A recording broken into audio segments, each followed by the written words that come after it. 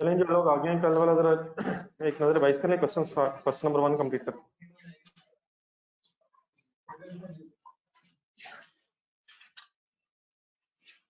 Register खोलें, कल क्या पढ़े थे रिवाइज कर, फिर क्वेश्चन नंबर 1 डिस्कस किया तो उसको सॉल्व करना शुरू करना। बढ़ाने से आवाज की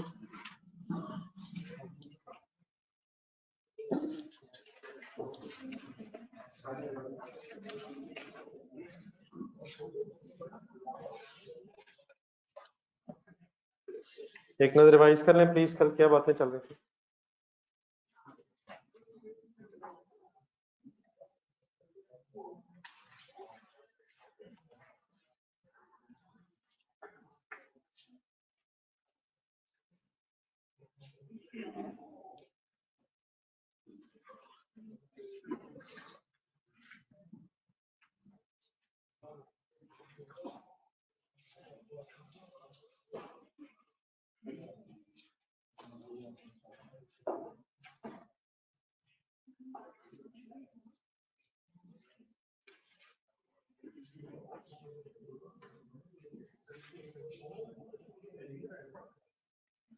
जी कोई कंफ्यूजन तो नहीं कल से रिलेटेड?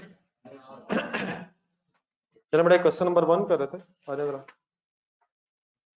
उसका मैंने डाटा जरा पढ़ा था आपके सामने, एक दफा दोबारा पढ़ना, फिर उसकी रिक्वायरमेंट्स को एक एक करके सॉल्व करते हैं।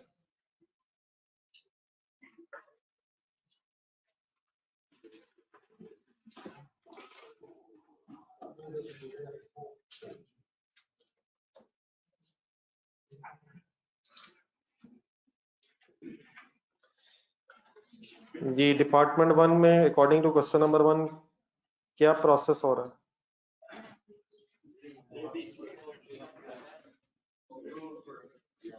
सवाल मेरा क्या है, डिपार्टमेंट 1 में अकॉर्डिंग टू क्वेश्चन नंबर 1 क्या प्रोसेस हो रहा है?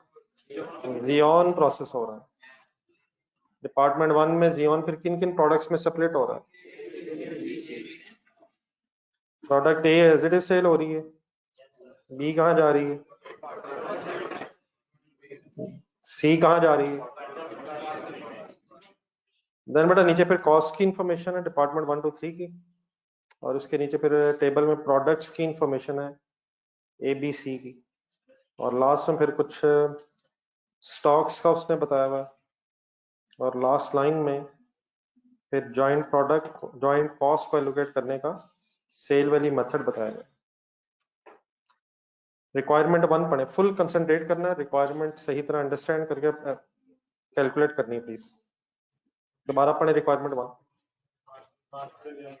आपसे पूछा है market value at separate a point for product as total units produced for the year.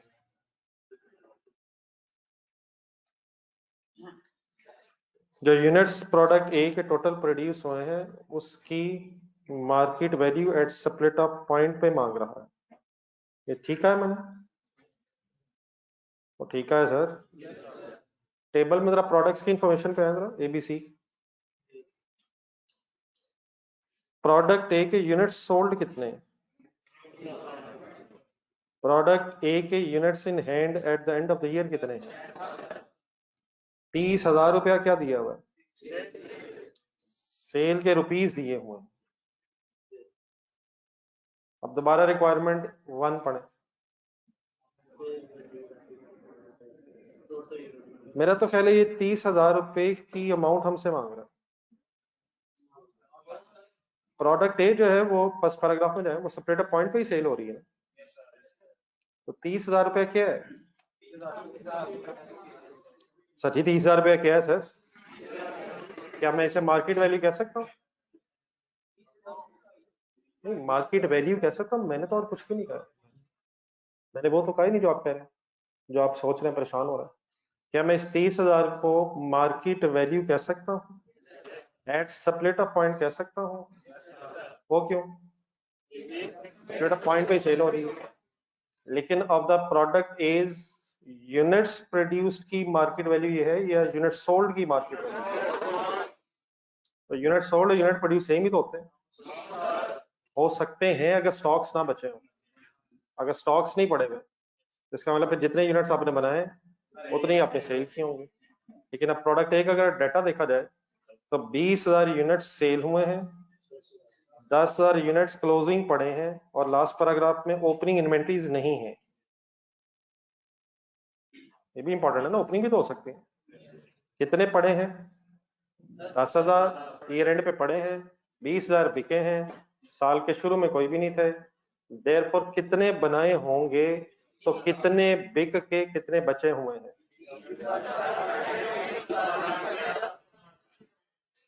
कर सकते हैं हिम्मत?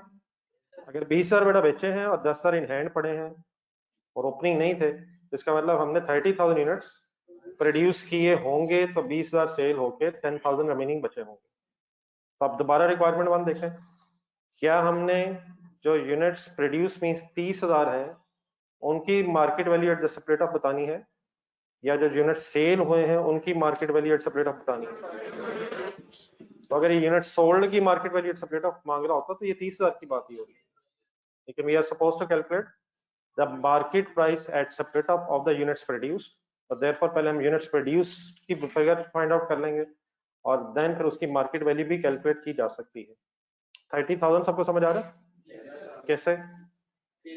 मतलब 30,000 जब प्रोडक्शन कह रहा हूँ, नहीं 30,000 जब प्रोडक्शन की क्वांटिटी कह रहा हूँ, 20,000 यूनिट सोल्ड है, 10,000 इन हैंड है और ओपनिंग नहीं है, तो इसका मतलब हमने 30,000 यूनिट्स प्रोड्यूस किए होंगे। अब एक यूनिट की मार्केट वैल्यू कहीं से निकाली जा सकती है? यहाँ से कैलकुलेटर पकड़ा रहा, एक एक वर्किंग एक एक फिगर ध्यान से सुन रहे हैं आप और प्लीज मेरे साथ इन्वॉल्व है। 30,000 बेटा एक सेल रुपीज दिए हुए, ये कितने यूनिट्स की सेल वैल्यू होगी? तो क्या यहां से हम पर यूनिट सेल वैल्यू निकाल सकते हैं?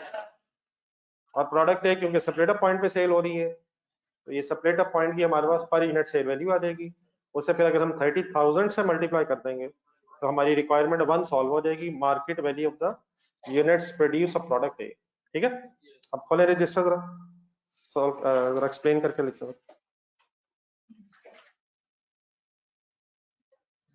कंपनी नेम एक एम कंपनी कुछ बताया हुआ वो भी लिखा करें। ये बड़ा ऑनलाइन स्टूडेंट्स आप क्लियर हो? बेटा आप उसकी डिस्टर्बेंस खत्म करें काइंडली प्लीज। क्लास के स्टार्ट में आपने काफी मुस्कुरा ली है, बातें करनी है, प्लीज आप बस करें। Don't disturb others please.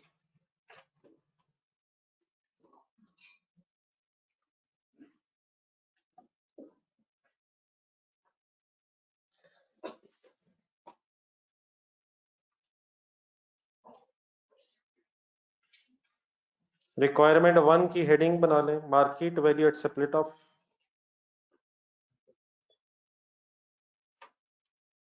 Market value at split of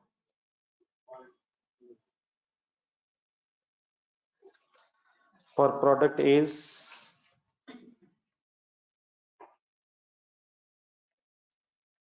units produced.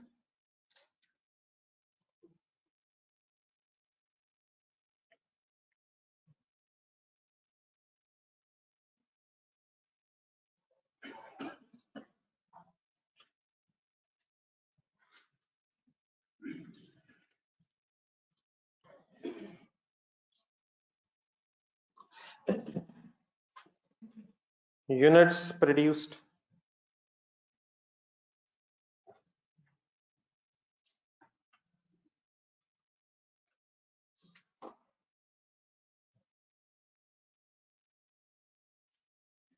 जी सर, यूनिट्स प्रोड्यूस की वर्किंग करवा,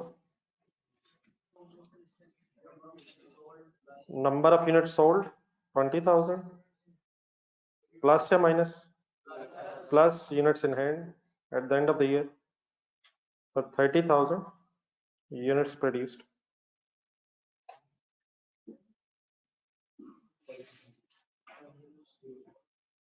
ठीक है जी प्लीज।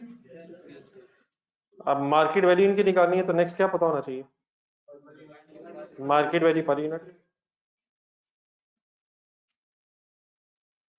और प्रोडक्ट ए क्योंकि बेच ही हम सेपरेटर पॉइंट पर रहे हैं तो इसलिए मार्केट वैल्यू पर यूनिट एट स्प्लिट ऑफ ही आएगी। अब ये कैसे फाइंड आउट करो? अब 30,000 क्या ले रहे हैं आप? Sale rupees divided by number of units sold, 1.5 rupees per unit. Therefore finally 30,000 multiplied by 1.5 is equal to 45,000 rupees should be market value at separate point. Any confusion?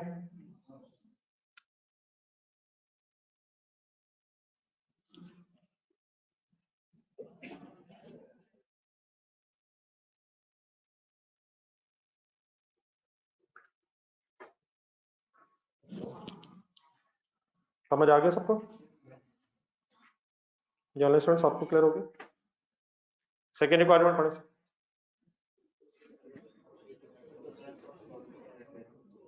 total joint cost for the year ended 30th June 2015 to be allocated. heading बनाए total joint cost to be allocated.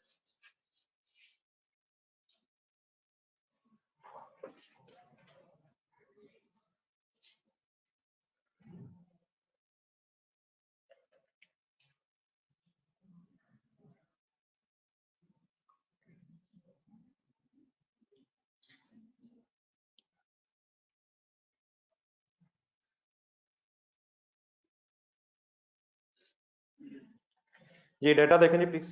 Total joint cost to be allocated की figure की तरफ लेके जाए जरा. कहाँ जाऊं? कितने डिपार्टमेंट्स हैं? कौन सा डिपार्टमेंट जॉइंट डिपार्टमेंट है? 2 और 3 में क्या हो रहा है? बी और सी की फर्दर प्रोसेसिंग बेटा हो रही है.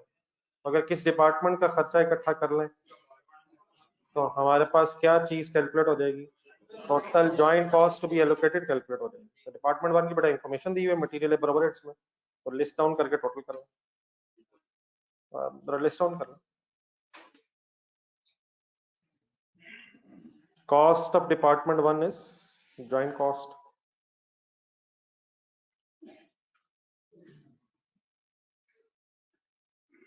एक छोटा सेंटेंस भी लिखूं.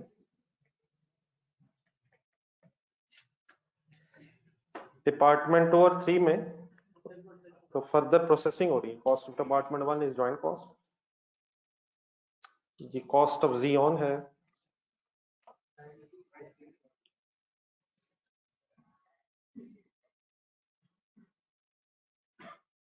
$96,000.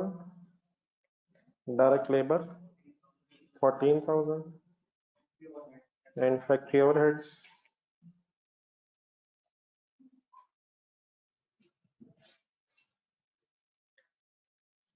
10,000. टोटल हो गया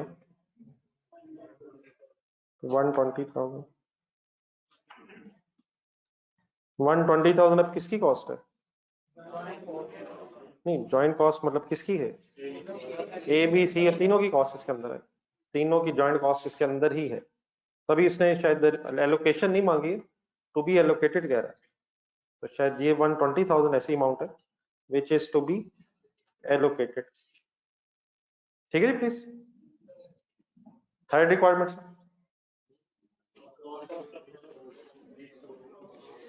cost of product B sold for the year ended 30th June 2015. और cost of goods sold of product B.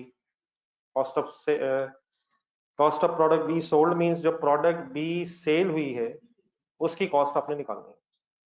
अच्छा, ये वाली जब रिक्वायरमेंट है ना, ये पहले सही तरह अंडरस्टैंड कर लें, उसके बाद इंशाल्लाह वर्किंग में इशू नहीं है. ये मेरा वर्ड सही है प्लीज, कि जब प्रोडक्ट बी सोल्ड है उसकी कॉस्ट चाहिए. तो वो डेटा जरा ढूंढ के बताएंगे किन यूनिट्स की कॉस्ट की बात हो रही है? प्रोडक्ट बी ढूंढे जी कहीं. प्रोडक्ट बी के यूनिट्स सोल्ड कितने हैं उनको ज़हन में रखें और दोबारा सेंटेंस पढ़ें. क्या इन 30,000 यूनिट्स की कॉस्ट फाइंड आउट करनी है? तो इन 30,000 यूनिट्स की अब कॉस्ट कैसे फाइंड आउट हो सकती है? फर्स्ट पैराग्राफ में जाएं. फर्स्ट पैराग्राफ में जाएं. प्रोडक्ट बी को बनाने का अगर टोटल खर्चा हम कैलकुलेट कर लें तो क्या हम किसी तरह cost of product B sold तक पहुंच सकते हैं? तो प्रोडक्ट बी को बनाने की कॉस्ट कहाँ इंकर होती है? डिपार्टमेंट 2 में ही होती है ना बस। क्या डिपार्टमेंट 1 में भी उसका कुछ शेयर है? और क्या उस शेयर में कुछ ऐड भी होना चाहिए? क्या ऐड होना चाहिए? डिपार्टमेंट 2 का जो खर्चा है वो तो उसी का ही होगा, लेकिन डिपार्टमेंट 1 में से शायद शेयर भी आना है। तो शायद अब भी वो स्टेज आई है कि हमें डिपार्टमेंट 1 की कॉस्ट एलोकेट करनी पड़ेगी और उसमें से बी का शेयर निकालना पड़ेगा, और share of B, share of joint cost of B plus further processing cost. फिर अगर हम total cost of product B निकाल लें तो हम cost of unit sold of B भी कैलकुलेट कर सकते हैं। ठीक है प्लीज? ठीक है सर, तो जरा थर्ड हेडिंग बनाएं और concentration please. Cost of product B sold.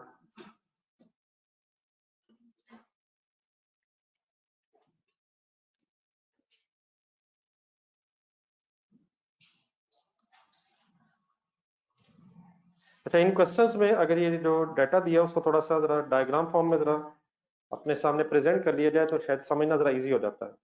तो एक सेकंड पहले जरा देखिए कि मैं जरा सारी इंफॉर्मेशन आपके सामने रख दूंगा। आप जरा फर्स्ट पैराग्राफ देखें। असल में एक सबसे पहले है डिपार्टमेंट 1। डिपार्टमेंट 1 में एक जियोन रॉ मटेरियल इन होता है।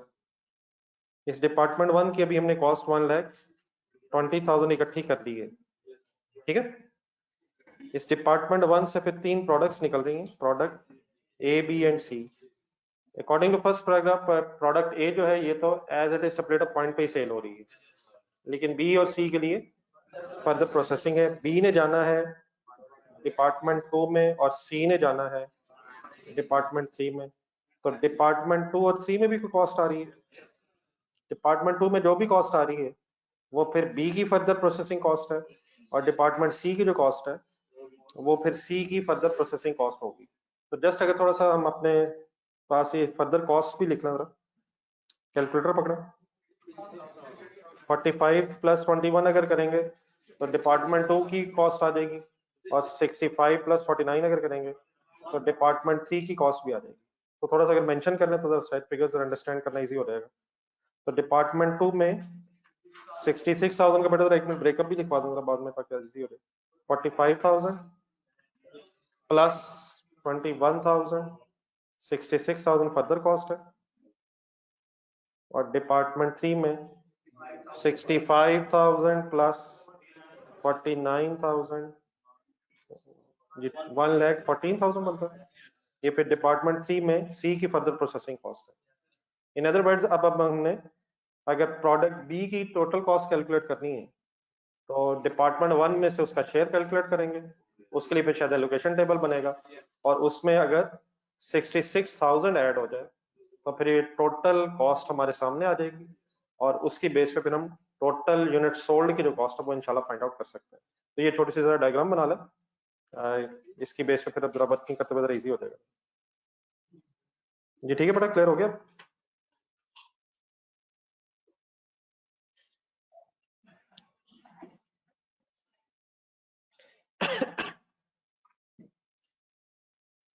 ये लास्ट लाइंस में क्लियर है प्लीज?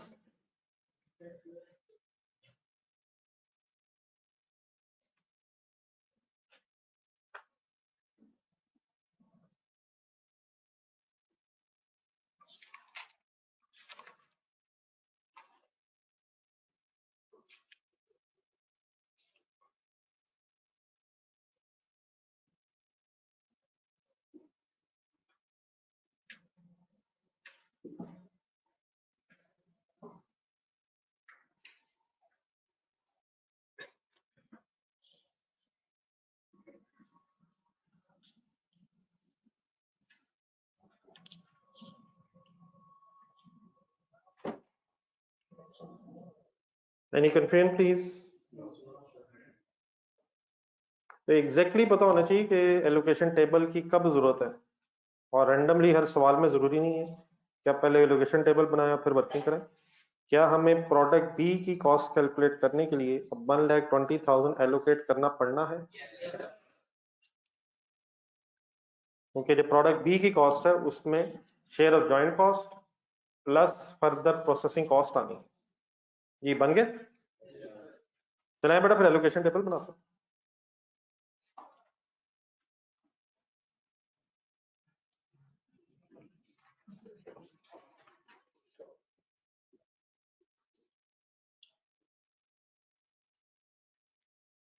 ये क्वेश्चन में देखें किस मेथड से ये एलोकेशन टेबल बनना है। Last line market value at separate of point का मतलब sale value at separate of. Diagram जरा दोबारा देखें, अभी जो बनाई हमने, क्या प्रोडक्ट ए की सेपरेट ऑफ पॉइंट की सेल वैल्यू मिल जाएगी, लेकिन बी और सी के लिए आपको, प्लीज बी एंड सी के लिए आपको रिवर्स वर्किंग करनी पड़ेगी। बी और सी को बेचने से पहले फर्दर प्रोसेस किया जा रहा है। तो अगर एक प्रोडक्ट कोई है जो सेपरेट ऑफ पॉइंट पे सेल हो रही है तो उसकी तो sale value at separate of आप एज इट इज ले लेंगे, लेकिन जो प्रोडक्ट सेपरेट ऑफ पॉइंट पे सेल नहीं हो रही उनके लिए फिर assumed sale value at separate of कैसे बनाते हैं, final sale value less further processing cost करके फिर वर्किंग करते हैं। ठीक है, तो कल एक टेबल आपने बनवाया था, एक दफा दोबारा जरा बनवाएं। स्टार्टिंग पॉइंट क्या होता है, सबसे नाम पहले प्रोडक्ट्स के नाम लिखना,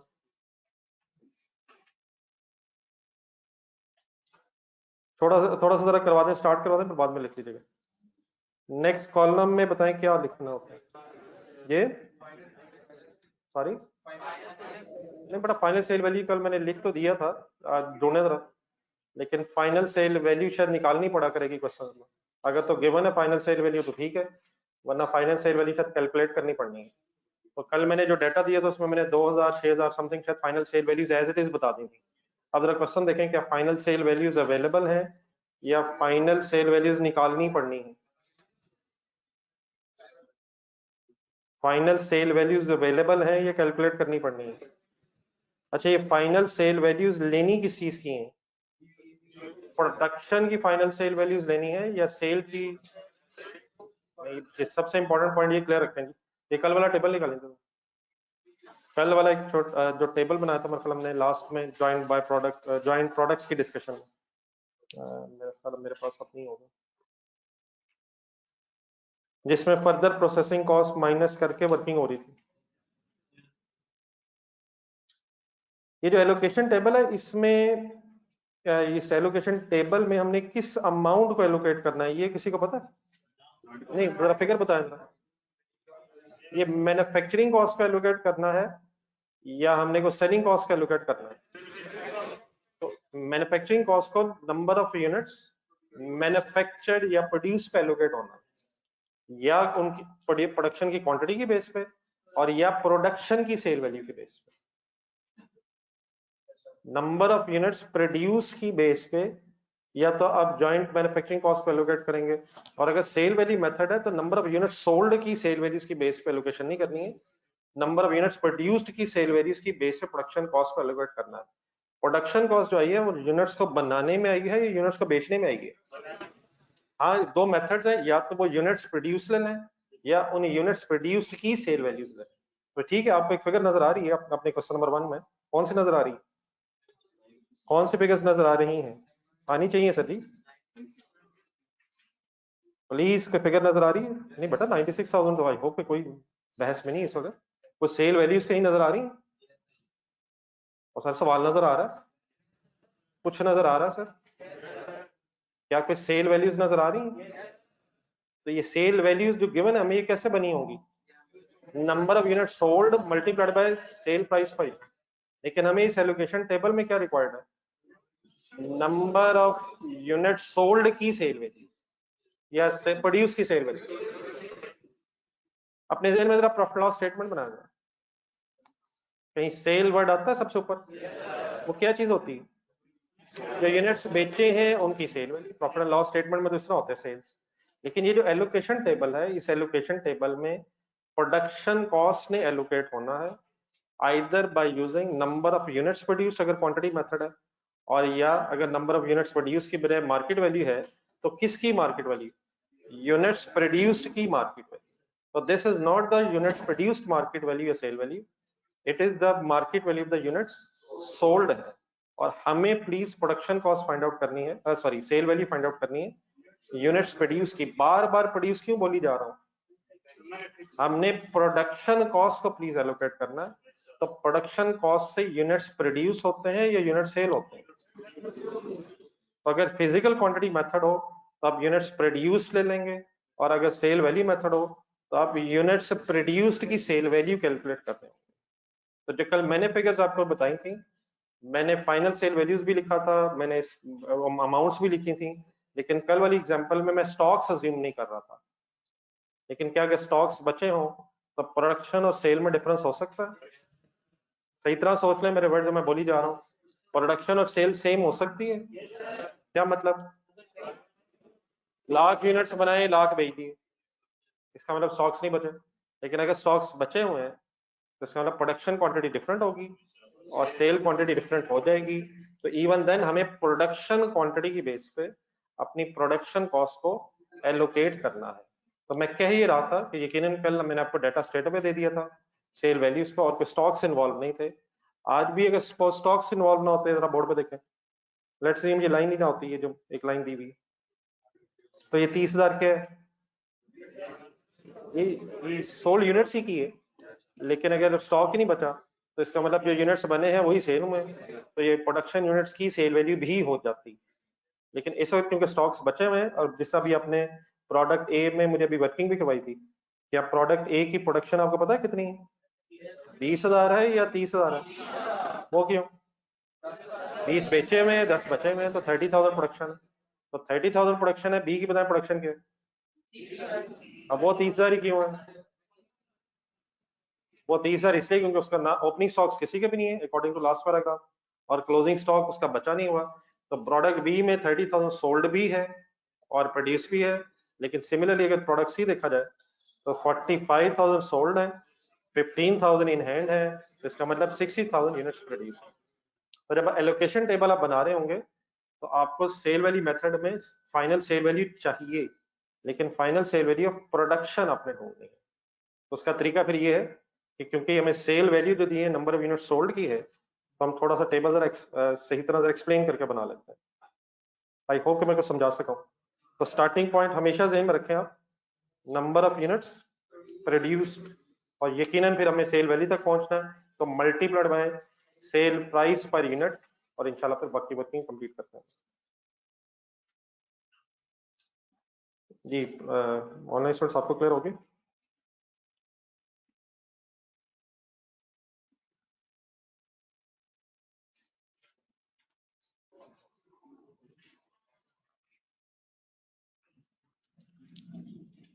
जी यूनिट्स प्रोड्यूस लिखवाएंगे कैसे? 20 जमा 10 30। प्रोडक्ट बी, अब वहां 30 एज इट इज लिखने की वजह फाइनल है please. C 45,000 plus 15,000 is equal to 60,000। तो ये वो यूनिट्स हैं जो हमारी जॉइंट कॉस्ट की वजह से बने हैं।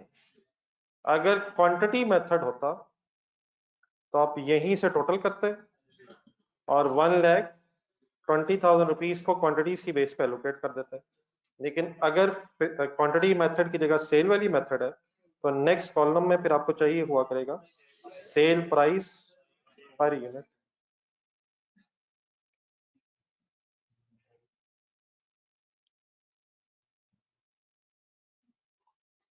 बताइए वही है 166 और 144। ये डिपार्टमेंट 2 में और डिपार्टमेंट 3 में जो कॉस्ट आई है, ये बेटा फर्दर प्रोसेसिंग कॉस्ट है या सेल वैल्यूज है? ये मेरे सामने एक सवाल आया, ये जो डिपार्टमेंट 2 में हमने 45 प्लस 21 की है और 66,000 आया, ये बेटा डिपार्टमेंट 2 की कॉस्ट नहीं हुई है, ये डिपार्टमेंट 2 में हमारे खर्चे हैं। और जो 114 आपने निकाला, it is department 3 cost to process product C. तो ये तो कॉस्ट है, हमें क्या चाहिए? पहले सेल वैल्यू चाहिए ऑब्वियसली, फिर ये फर्दर कॉस्ट है, इसको फिर रिवर्स करके वर्किंग करेंगे। ठीक है please.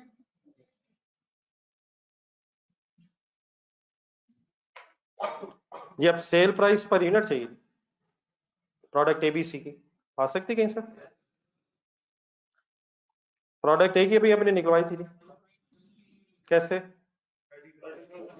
30,000 divide by 20,000, similarly 96,000 divide by 30,000 and 141,750 divide by, ये प्लीज क्लियर है, डिवाइड बाय सोल्ड यूनिट्स से हो रहा है, डिवाइड बाय प्रोड्यूस यूनिट्स करूं या सोल्ड यूनिट्स करूं? सेल्स के rupees divide by number of units sold to get the sale price per unit. Working लिख लीजिएगा जरा साहब।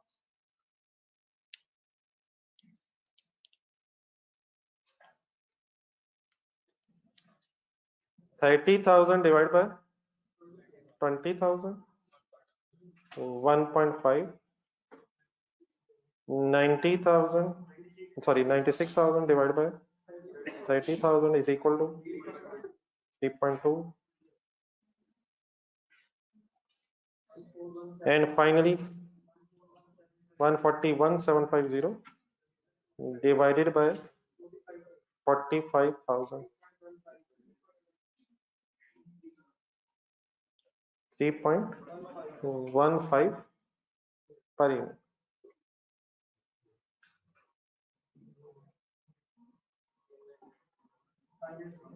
ये एक मिनट की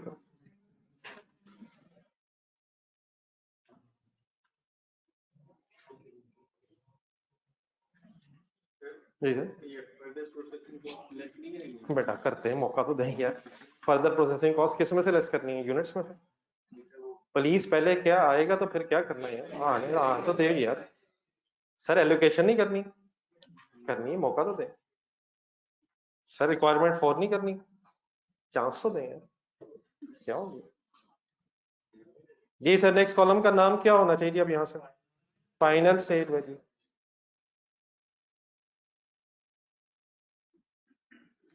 ये बड़ा कैसे फिगर अब आ जाएगी? 30,000 इंटू 1.5 मीन्स 45,000,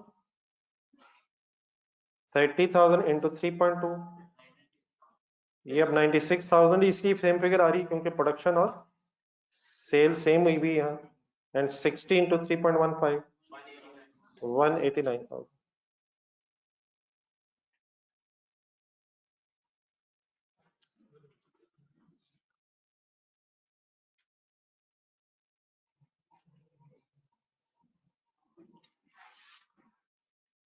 ये कंप्लीट है यहाँ तक प्लीज। तो फाइनल सेल वैल्यू मींस ये final sale value of unit sold है या final sale value of units produced है? और यूनिट्स प्रोड्यूस्ड क्यों फोकस में है? क्योंकि production cost material labour overheads ने एलोकेट होना जिससे यूनिट्स बने हैं। नोटेड है प्लीज। ये मुझे ये कहा जा रहा है जी कि कल तो हमने ऐसे नहीं किया, कल वाला दोबारा पेज एक सेकंड निकालो, नहीं जरा सही क्लियर कर लेते हैं। Sale value at split up point वाली हेडिंग होना जरा, उसमें पहली एग्जांपल में जाए जरा, जो फर्स्ट एग्जांपल थी जिसमें मैं अज्यूम कर रहा था कि सारी products are saleable at split up point है। पहला कॉलम क्या था, दूसरा कॉलम क्या था?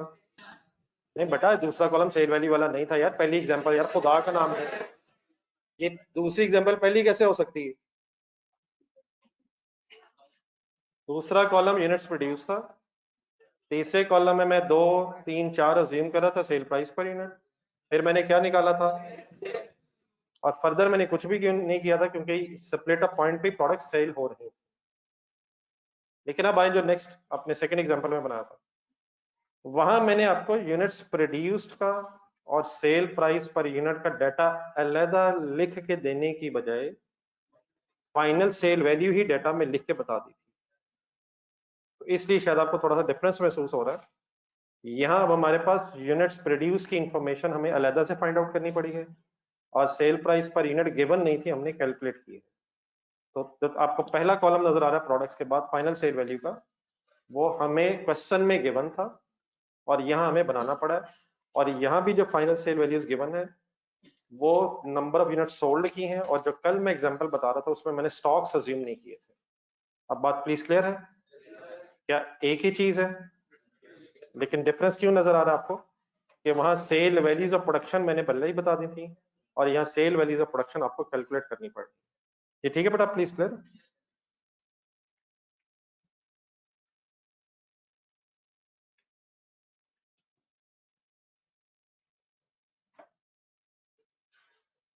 नहीं बेटा, जो प्रोडक्ट्स हैं ABC, उसके बारे में अभी हम क्वेश्चन में बार बार पढ़ रहे हैं। Product A according to question is saleable at separator point according to this second line, लेकिन जो प्रोडक्ट B एंड C है वो फर्दर प्रोसेस होने के बाद सेल हो रही है। तो अगर डिपार्टमेंट B और C में, डिपार्टमेंट 2 और 3 में प्रोडक्ट B और C की प्रोसेसिंग हो रही है, तो इसका मतलब फिर ये है कि हम प्रोडक्ट्स को फर्दर प्रोसेस करके बेच रहे हैं। ठीक है प्लीज। तो आपने जो 96,000 लिया है प्रोडक्ट B का, ये स्प्लिट ऑफ पॉइंट की सेल वैल्यू है या ये after further processing sale value? ये इनके साथ भी जरा सबके साथ ही एक दफा डिस्कस हो जाए। अभी बेटा अपने फाइनल सेल वैल्यूज तो निकलवा दी हैं, लेकिन जरा थोड़ी देर पहले आपने एक डायग्राम ऊपर बनाई थी, जरा इससे ऊपर जरा अपने रजिस्टर में देखा, कंसंट्रेट प्लीज। ये अब जो फिगर आई है हमारी 45,000, क्या ये प्रोडक्ट ए के एंगल से फाइनल सेल वैल्यू भी है और सेपरेटर पॉइंट की भी है? मींस यही फाइनल सेल वैल्यू उसकी सेपरेटर पॉइंट पे भी है, लेकिन प्रोडक्ट बी और सी के एंगल से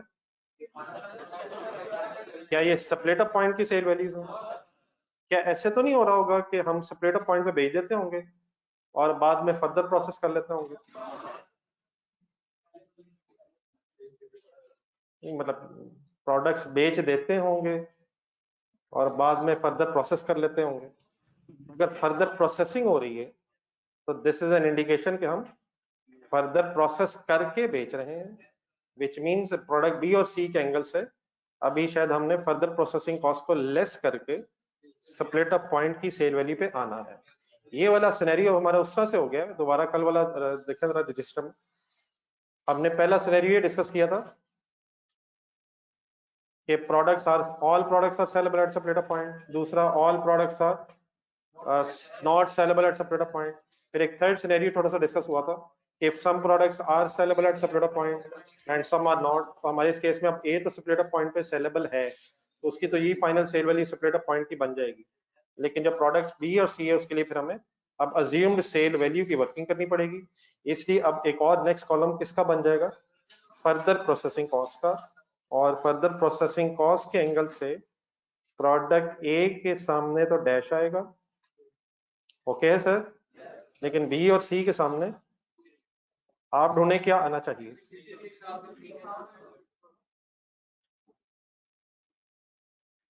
बेटा सेल वैल्यू उसको कैसे कह सकते हैं जितनी कॉस्ट लगी है उसको बनाने के लिए? ये अल्लाह रहम करे, cost accounting is not that much tough and different from the real life.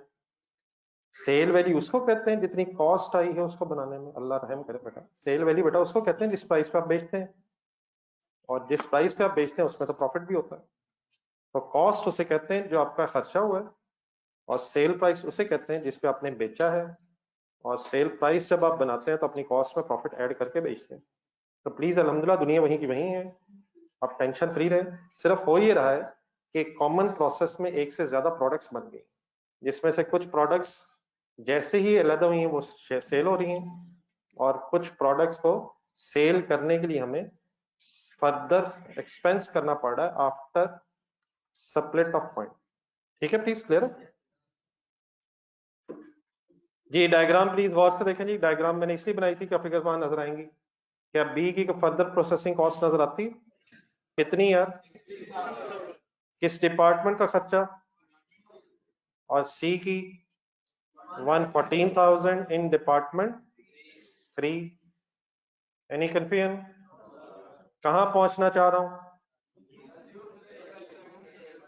Next heading, next column, assumed sale value at split of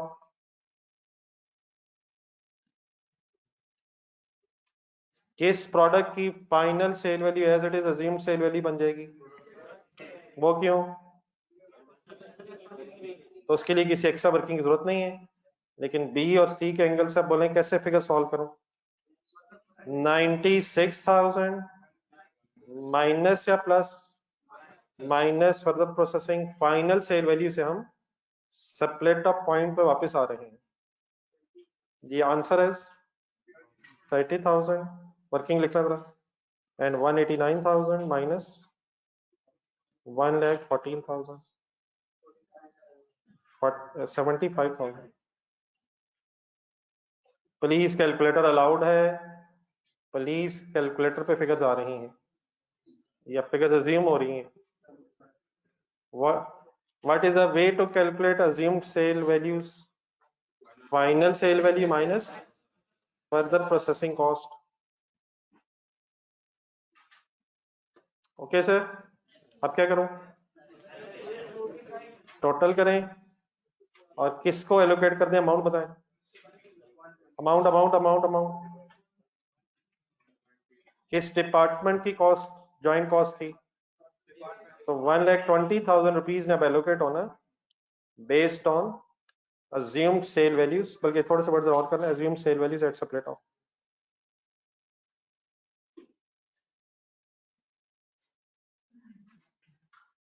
करें जी कंप्लीट।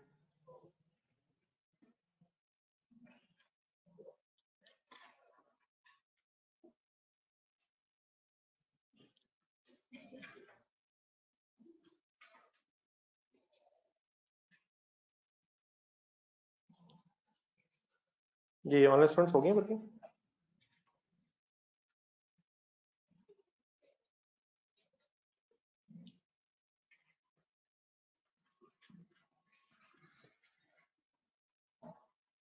जी एलोकेशन तो कर लेते हैं, टोटल बताइए।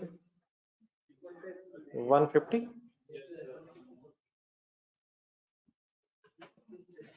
एलोकेशन का तो बेटा मीनिंग, एलोकेशन का तो तरीका पता ना सबको यार, तो एक बोल दें कैसे कर रहे हैं।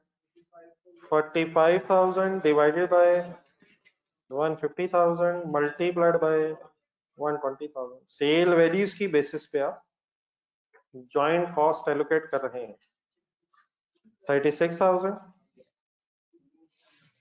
24,000 and 60,000.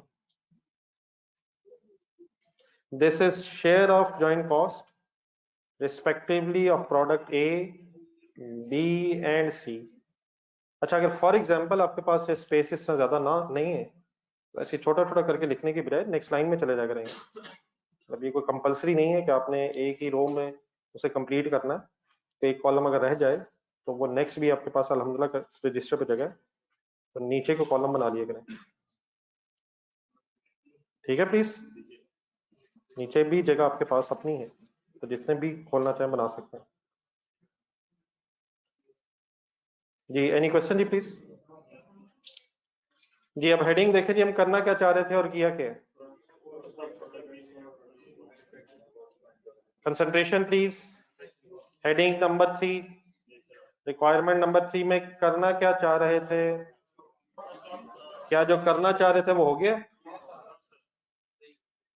और से देखें, क्या जो हेडिंग लिखी हुई है वो अप्लाई होगी हुई है? हमें क्या हो गई होगी? प्लीज बेटा सोचना है यार, खुदा का नाम ले। हो गई होगी तो पता चल जाएगा, थोड़ी देर बाद नहीं हुई होगी वो भी पता चल जाएगा इतने में। क्या थी रिक्वायरमेंट? प्रोडक्ट बी के यूनिट सोल्ड की कॉस्ट चाहिए थी। प्रोडक्ट बी के यूनिट सोल्ड बताएं। 30,000, ठीक है। प्रोडक्ट बी के यूनिट सोल्ड 30,000 है, उनकी कॉस्ट बताएं। उनकी कॉस्ट बताएं, उनकी कॉस्ट बताएं, उनकी कॉस्ट बताएं, उनकी कॉस्ट बताएं। 24,000। दोबारा डायग्राम देखें, दोबारा डायग्राम देखें। 24,000 किस में से शेयर आया है? वो तो इस 120,000 में से बी का शेयर आया है, तो क्या यही बी का शेयर उसकी टोटल कॉस्ट है? इसमें अभी क्या ऐड होना चाहिए? 66,000 की बात कर रहे हैं। अगर मैं 24,000 में 66,000 ऐड कर दूं तो जो 90,000 आएगा, क्या वो 30,000 यूनिट सोल्ड की कॉस्ट आ जाएगी? थोड़ा सा अभी भी गलत हुआ है, बात आपकी ठीक है, लेकिन please please let me finish. इस केस में बेटा ये जो असल में 24,000 प्लस 66,000 अगर आप करेंगे तो जो 90,000 कॉस्ट आएगी it is the cost of producing 30,000 units of product B. हाँ, क्योंकि वो 30,000 सारे के सारे सेल भी हो गए हैं, इसलिए वही यूनिट्स प्रोड्यूस की जो 90,000 कॉस्ट है, वही यूनिट सोल्ड की भी कॉस्ट हो जाएगी। लेकिन क्या इनिशियली ये कॉस्ट 90,000 30,000 यूनिट्स प्रोड्यूस की है? तो यूनिट्स प्रोड्यूस की कॉस्ट है, लेकिन क्योंकि कोई भी स्टॉक नहीं बचा उसका, इसलिए यही यूनिट्स सोल्ड यूनिट्स प्रोड्यूस की कॉस्ट यूनिट्स सोल्ड की भी हो जाएगी। लेट्स फॉर एग्जांपल कि 25,000 यूनिट सेल हुए होते, कैलकुलेटर पकड़े, 30,000 पूरे सेल होने की बजाय अगर फॉर एग्जांपल 25,000 यूनिट सेल हुए होते बी के, तो क्या फिर 25,000 यूनिट सोल्ड की कॉस्ट भी निकाली जा सकती है? कैसे? 90,000 डिवाइड बाय 30,000 एक पर यूनिट कॉस्ट ऑफ प्रोडक्शन आ जाती, और मल्टीप्लाइड बाय 25,000 करके यूनिट सोल्ड की कॉस्ट भी आ जाती। तो ठीक है 90,000, लेकिन initially this is cost of 30,000 units produced, but because there is no stock left, therefore the cost of units produced is equal to cost of units sold। तो पूरा एक सेंटेंस रख कर बना लें, total cost of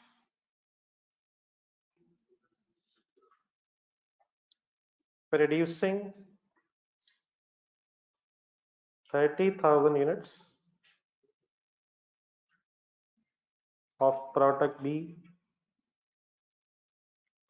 is 24,000 plus 66,000 share of joint cost plus further processing cost is equal to 90,000। Please, any confusion in this sentence? Is it cost of producing 30,000 units? Yeah, is it cost of selling 30,000 units?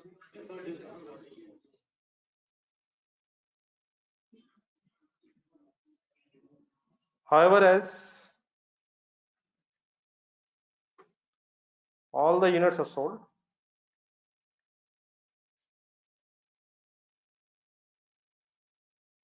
therefore 90,000 rupees is cost of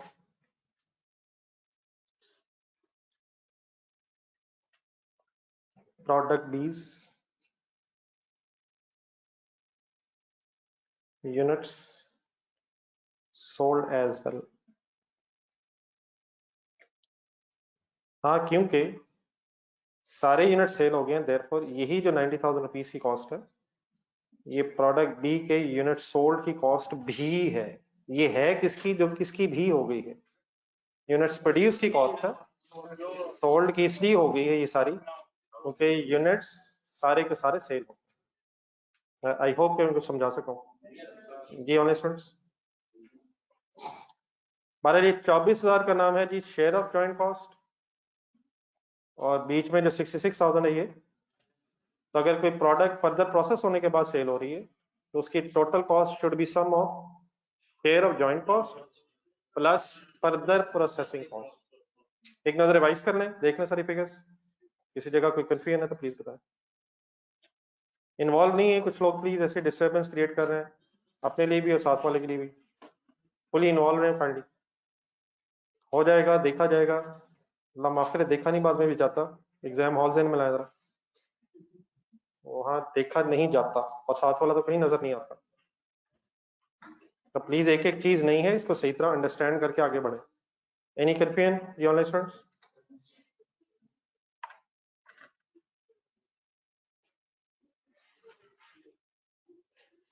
ji dear friends, last time okay बेटा please, last time में है कि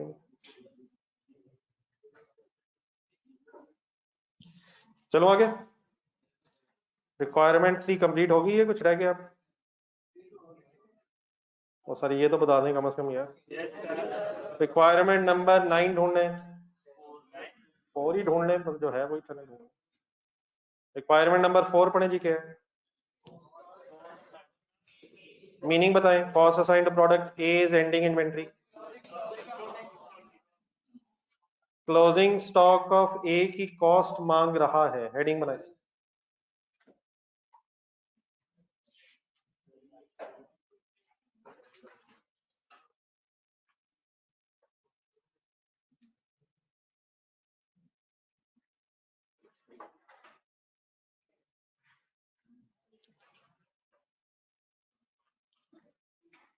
cost of closing stock of A,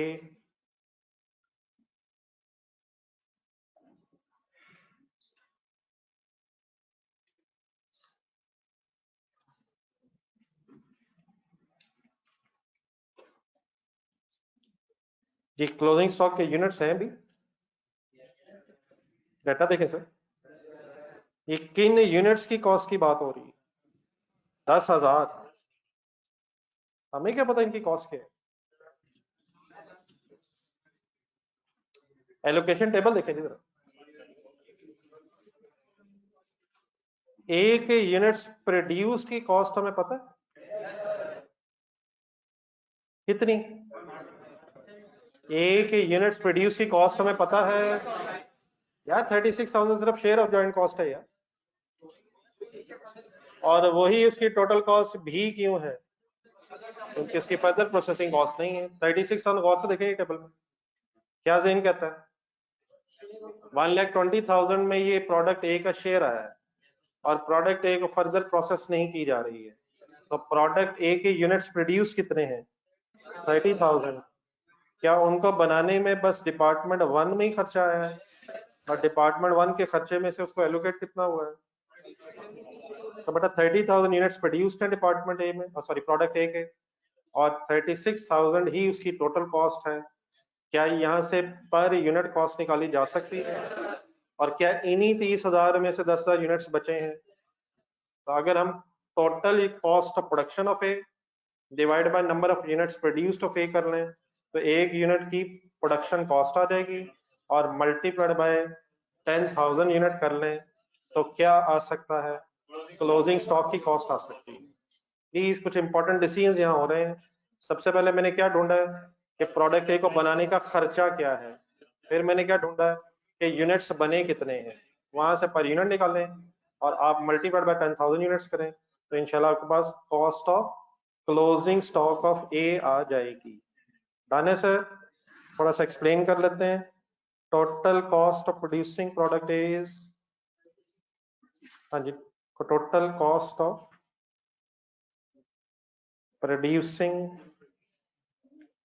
A is equal to 36,000.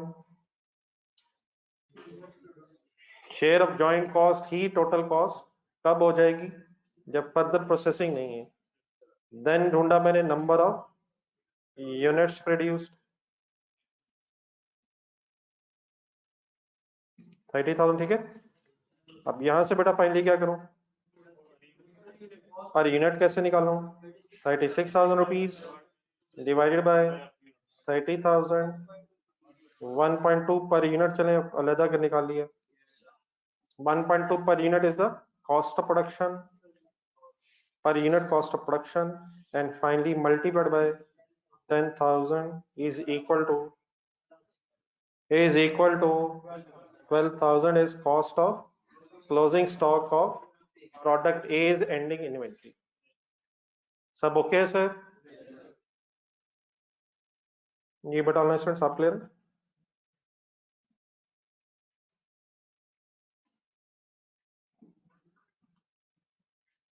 Requirement number 5 जरा individually try करना जिन्होंने लिख लिया।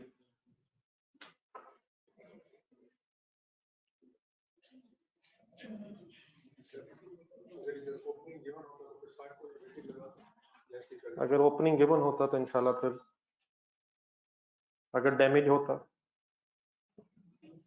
अगर ये हो गया तो कर लें, और अगर वो होगा तो इंशाल्लाह वो जरूर होगा।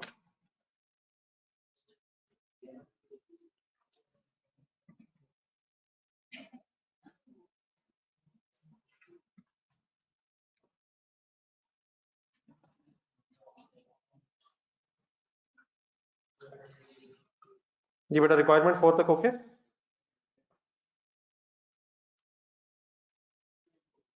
Cost of closing stock of C है शायद। करेंगे हिम्मत, इंडिविजुअली करेंगे खामोशी से। उन्होंने डाटा इर्द गिर्द दिए, nothing new.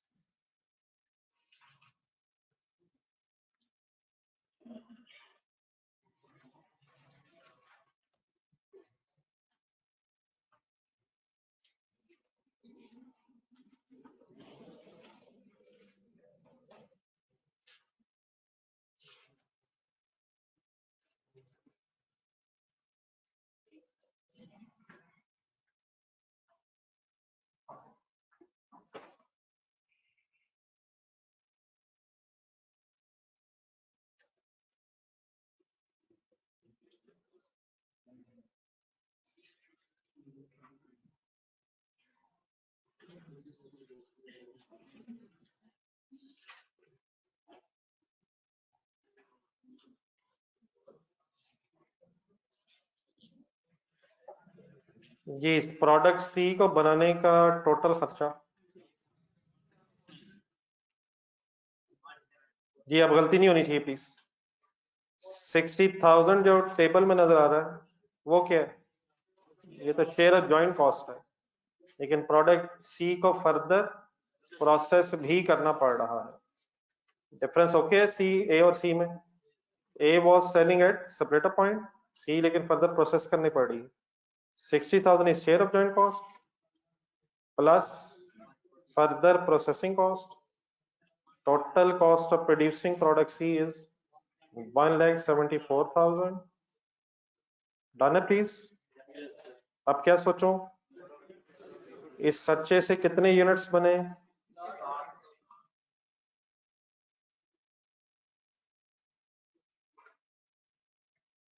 $60,000।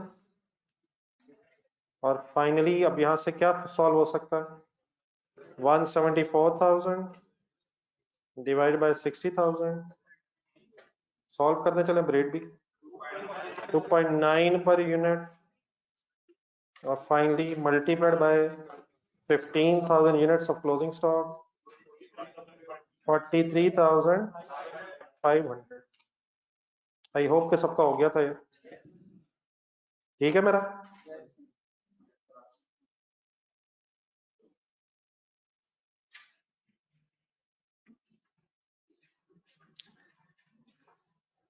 Ji but online students आपका ठीक कंप्लीट हो गया?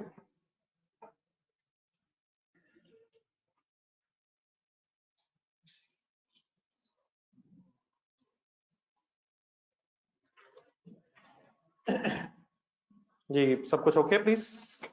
हाँ एक और क्वेश्चन जी करें, question number 2। Question number 3।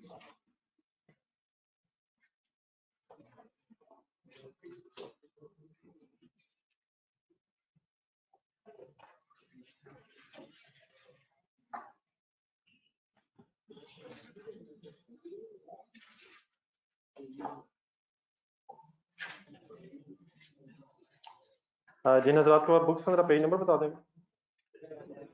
Page number 11 के एंड पे शायद ऊपर छोटी सी एक डिस्कशन है, वो भी बीच में ही शायद हो जाएगी। स्टार्ट पे ये क्वेश्चन नंबर 2 ढूंढे, ये जहां भी है जी please question number 2 binary limited.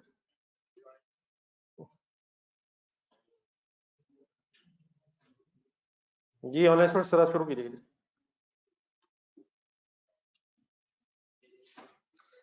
Binary limited concentrate जी please, first main question start हो रहा है। बाइनरी लिमिटेड मैन्युफैक्चर्स, पढ़ते पढ़ते जरा काइंडली अपने जहन में कोई एक डायग्राम, एक सीक्वेंस बनाइएगा। Binary limited manufactures 3 joint products by the name of A, B and C in one common process.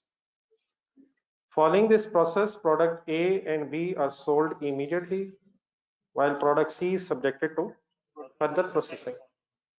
Following information is available for the period ended 30th June 2007. 3 products A, B and C. Opening stock in kgs नहीं है, production in kgs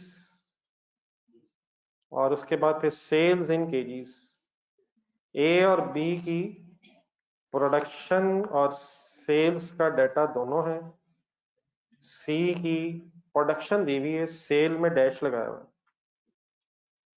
और ए की फिर cell price पर KG और B की भी cell price पर केजी की इंफॉर्मेशन है। कुछ समझ आ गया यहाँ तक? ओपनिंग स्टॉक लेकिन बदल ए बी और सी के नहीं। Total cost of production were 17.9158 million. Number 3, 128,000 kgs of C. अब C पे जरा कंसंट्रेट करना, जरा पॉइंट 1 में जाए। C की प्रोडक्शन कितनी थी, लेकिन उसमें से 128,000 kgs of C were further processed. It means 6,000 kg शायद फर्दर प्रोसेस नहीं हुए, वो एज इट इज स्टॉक में रह गए। बने कितने थे, लेकिन उसमें से प्रोसेस किए जा रहे हैं during the period and converted into 96,000 kgs of Z. 128,000 kgs of C से फर्दर प्रोसेसिंग करके 96,000 kgs of Z बने। प्रोसेसिंग में समटाइम्स क्वांटिटीज लॉस एवेपोरेट भी हो सकती हैं। कितने केजीज में कन्वर्ट हुए?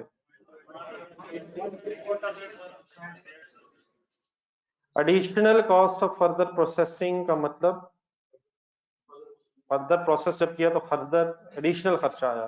किस किस का? डायरेक्ट लेबर का और प्रोडक्शन ओवरहेड्स किसे कहते हैं? ये जिसका मैंने आपको 3 नाम बताए थे, total manufacturing cost is sum of material labour overheads, please okay. उसी टोटल मैन्युफैक्चरिंग कॉस्ट को टोटल प्रोडक्शन कॉस्ट भी कहते हैं और टोटल फैक्ट्री कॉस्ट भी कहते हैं। इसी तरह वर्ड्स गौर से सुनिएगा जरा। फैक्ट्री ओवरहेड्स का मतलब क्या होता है?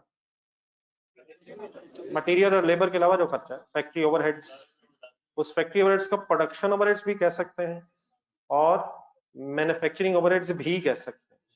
एक है word manufacturing cost. Manufacturing cost is sum of material labour overheads, लेकिन अगर मैं बोलूं manufacturing overheads, I am talking about factory overheads. तो जिस तरह फैक्ट्री ओवरहेड्स हैं उसी तरह प्रोडक्शन ओवरहेड्स और मैन्युफैक्चरिंग ओवरहेड्स भी इंटरचेंजेबली वर्ड बोला जा सकता है। तो फिलहाल पहली दफा आपके सामने आया तो साथ जरा लिख लें। Production overheads means factory overheads, और फैक्ट्री ओवरहेड्स के लिए जरा एक एब्रिविएशन बना रहा हूं, FOH। FOH stands for factory overheads, और production overheads is another name of police. Production overheads is another name of factory overheads, और मैन्युफैक्चरिंग ओवरहेड्स भी इसके लिए वर्ड हो सकता है। ओवरहेड्स वर्ड लिखा हो तो हम शायद फैक्ट्री ओवरहेड्स की बात कर रहे हैं, और अगर कॉस्ट वर्ड लिखा हो तो manufacturing cost, factory cost, production cost, ये फिर मटेरियल लेबर एंड ओवरहेड सब की बात हो रही है।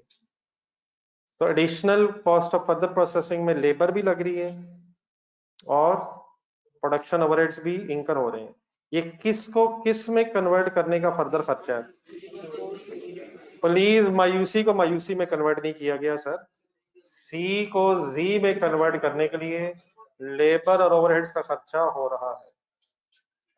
Number 4, 94,000 kgs of Z was sold during the period.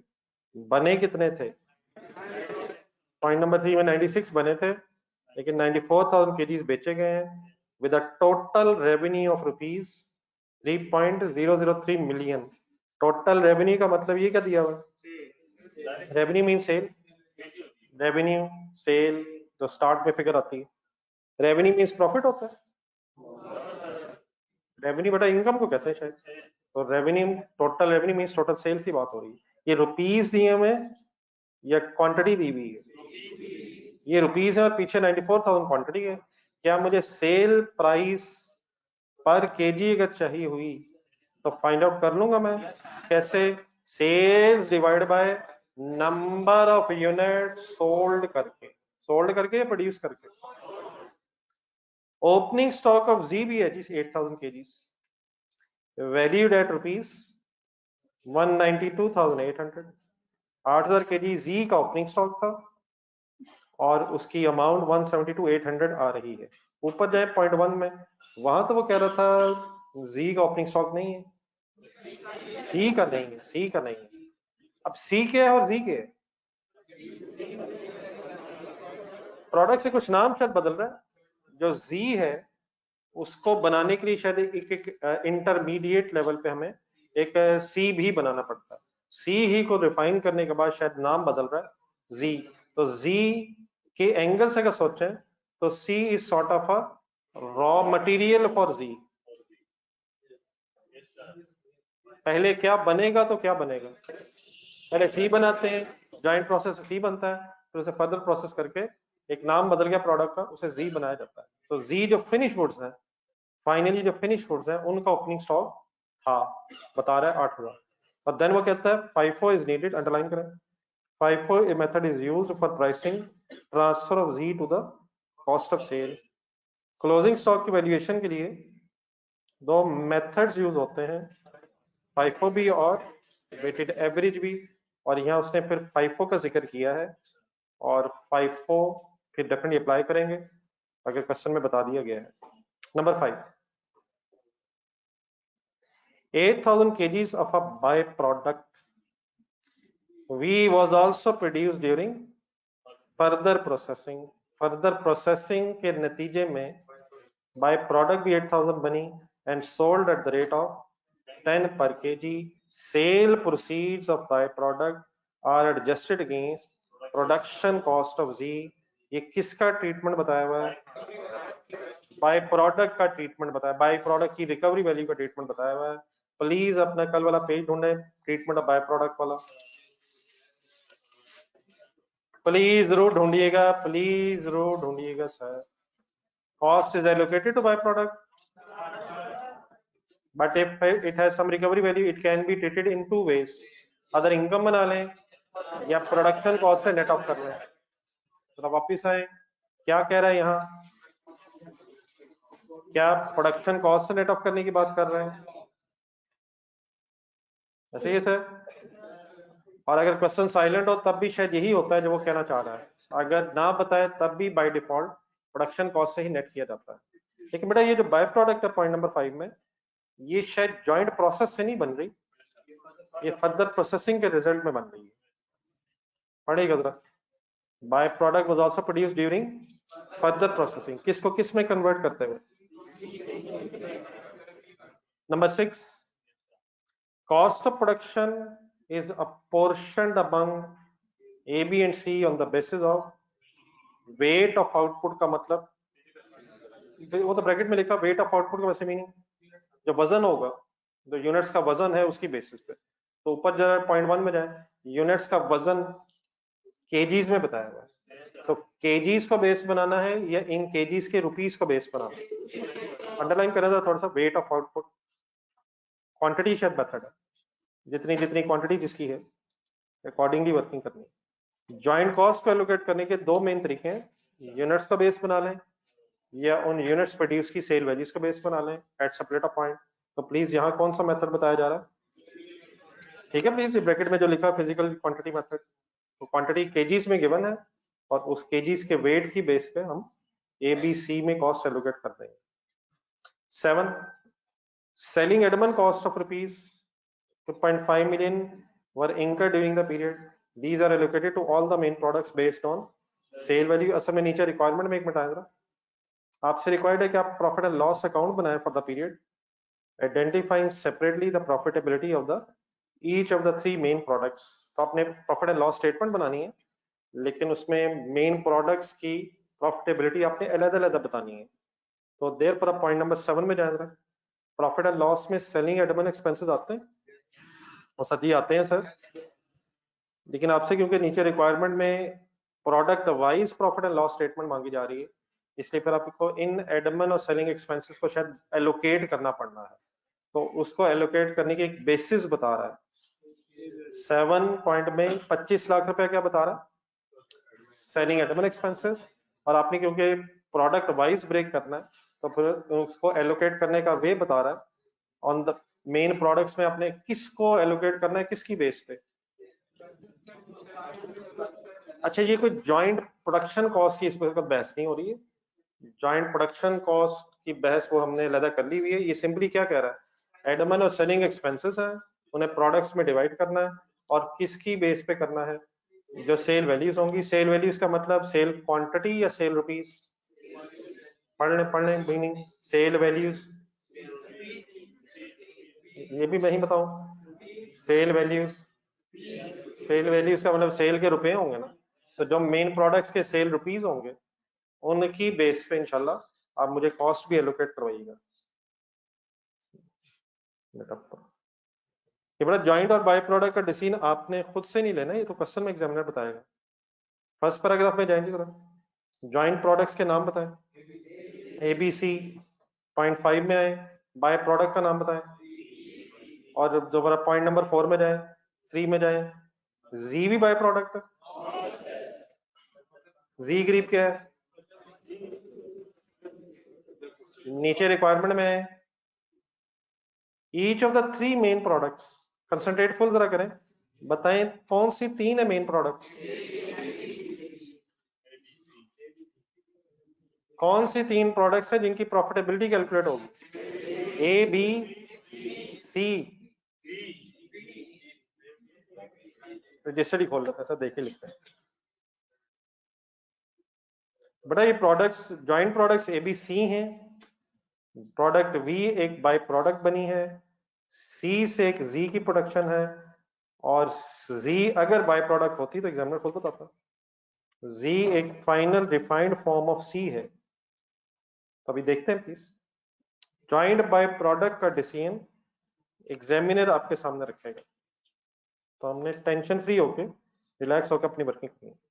ये रजिस्टर खोलें, एक नया पेज आइडियली होना चाहिए।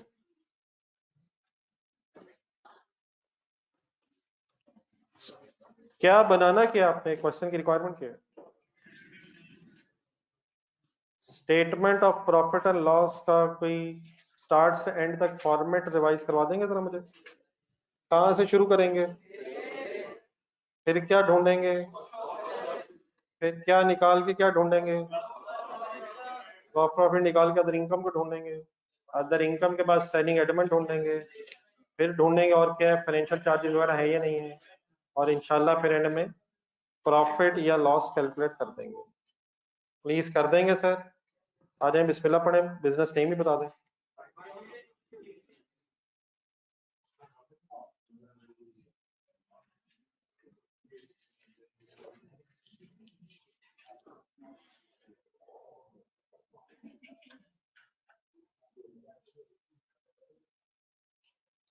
स्टेटमेंट ऑफ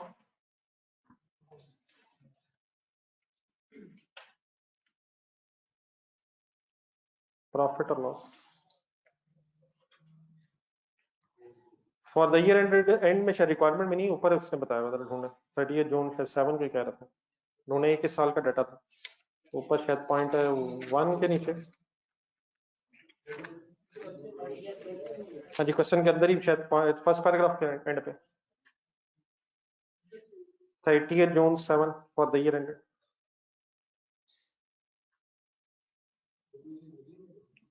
जी जैसे आप हुक्म करेंगे सर, 1 मिनट है तो नहीं, प्लीज मिलियंस में या बिलियंस में,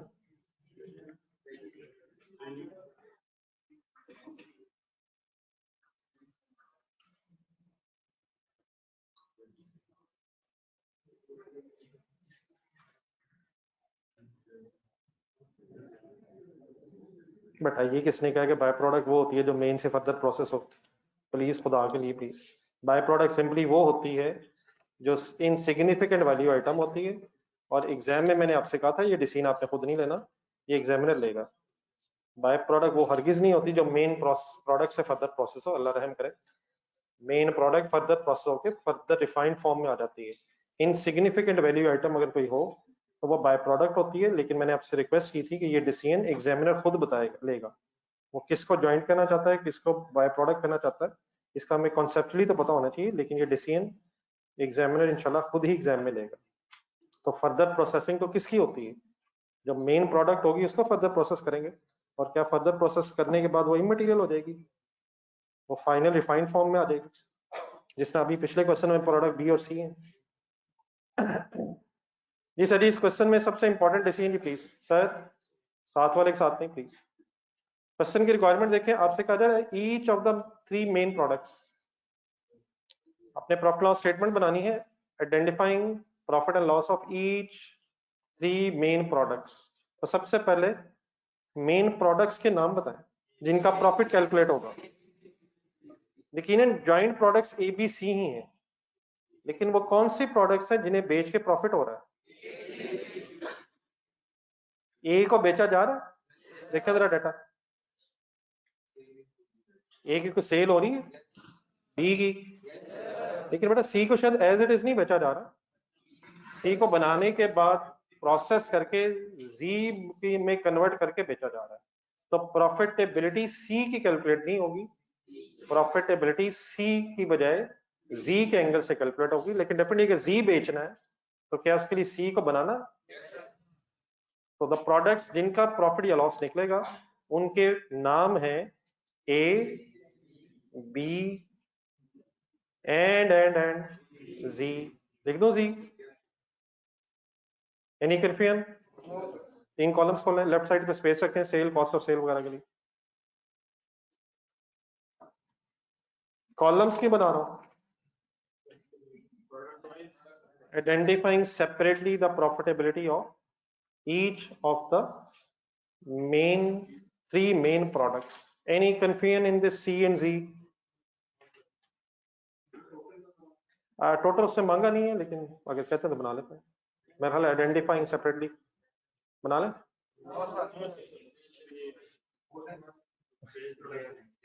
कोई नहीं, बाद में कर लें। Identifying separately the profitability of each of the 3 main products. हम ऑन यार, क्या हो गया भाई की अच्छी ख्वाहिश है तो इतना बुरा नहीं ख्वाहिश।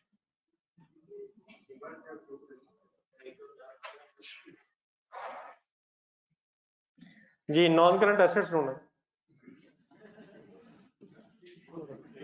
हर चीज पे ध्यान है। मैंने कहा शायद finally statement of financial position ही बनानी है।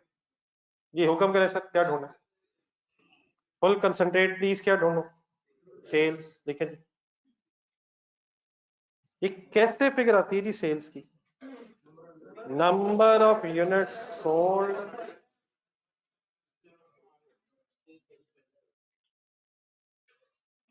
बेटा जरूर बना सकते हैं लेकिन हमने तो नहीं बनाना बेटा, ये तो एग्जामिनर ने बनाना। सर सी और जी को सेपरेटली नहीं बना सकते, यकीनन बना सकते होंगे, लेकिन अकॉर्डिंग टू क्वेश्चन सी बनाने के बाद एज इट इज सेल नहीं है, सी को फिर प्रोसेस किया जा रहा है और सी से जी बनाया जा रहा है। जी बेच के प्रॉफिट हो रहा है, तो हमें प्रॉफिट एंड लॉस स्टेटमेंट बनानी है जिसमें हमने अलग अलग प्रोडक्ट्स जो 3 मेन हमारी हैं उनका प्रॉफिट निकालना है। तो सी को तो बेच ही नहीं रहे, तो फिर सी का बेटा प्रॉफिट नहीं आएगा। सी को बना के जी में कन्वर्ट कर रहे हैं, इसलिए जी को सेल करके प्रॉफिट होगा। हाँ डेफिनेटली जब हम जी की कॉस्ट फाइंड आउट कर रहे होंगे तो क्या जी की टोटल कॉस्ट में सी को बनाने की कॉस्ट आएगी, और फिर जो सी को फर्दर प्रोसेस कर रहे हैं जी में तो वो टोटल कॉस्ट एक्यूमुलेट होगी। ठीक है प्लीज? तो according to this question business is not selling C as it is further processed और फिर अल्टीमेटली जी को बेचा जा रहा है। Any other confusion please? चलिए जी कैलकुलेटर पकड़े, सेल्स सारी फिगर्स तकरीबन सॉल्व होनी है। पॉइंट 1 में है प्रोडक्ट ए की सेल क्वांटिटी को गिवन है 2,85,000 मल्टीप्लाइड बाय 30.85। अब रुपीज में लिखें थाउजेंड में, मेरा ख्याल है रुपीज में लिखें यार, इतने बड़े बड़े भी नहीं, आगे बढ़ेंगे तो इंशाल्लाह करते रहेंगे। तो फिलहाल रुपीज में काम चल रहा है, ये क्वेश्चन कहीं राउंडिंग ऑफ की नजर ना हो जाए। 285,000 number of KG sold multiplied by 30.85। कोई एक वर्किंग लिख लें, बाकी फिर डेफिनेटली कैलकुलेटर पे सॉल्व हो जाएगा। बताइए आंसर, बताइए जी आंसर प्लीज। हम कैसे बताएं, बोर्ड पे नजर ही नहीं आ रहा, प्लीज सॉल्व करें। 8792 250, बी की वर्किंग करवाएं 212 सोल्ड लेने प्रोड्यूस लेने 212,000 2,12,000 मल्टीप्लाइड बाय 40.388560 ठीक है। सारी वर्किंग जरूरी नहीं लिखनी, लेकिन एक जरूर लिखना जी। जी की ढूंढना है बेटा, इस तरह प्लीज करें, कंसंट्रेट करें। ये एक ही क्वेश्चन करने के बाद इंशाल्लाह गेम आपके हाथ में आ सकती है। हाँ जी, सेल ऑफ जी स्टेट में गिवन है पॉइंट नंबर 4 में 3,003 300 यही है। क्वांटिटी सोल्ड की सेल वैल्यू दी हुई है 3,003 300 और साथ लिख रहे हैं जरा गिवन ए और बी की क्वांटिटीज और सेल प्राइस पर केजी दी हुआ था, और क्वांटिटी ऑफ जी तो दी हुई थी लेकिन साथ सेल वैल्यूज उसने सारी दे दी है। ये बड़ा आपको मिल गया ऑनलाइन सोर्स फिगर्स।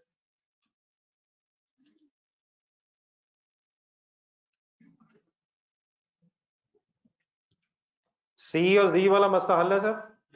क्या मैं ये कहना चाह रहा हूँ सी बना नहीं रहे? मैं क्या कह रहा हूँ, सी को एज इट बना तो रहे लेकिन एज इट इज बेचने की बजाय जी में कन्वर्ट करके बेच रहे हैं। एनी कंफ्यूजन जी प्लीज। नेक्स्ट हेडिंग बोले। बिल्कुल ठीक है।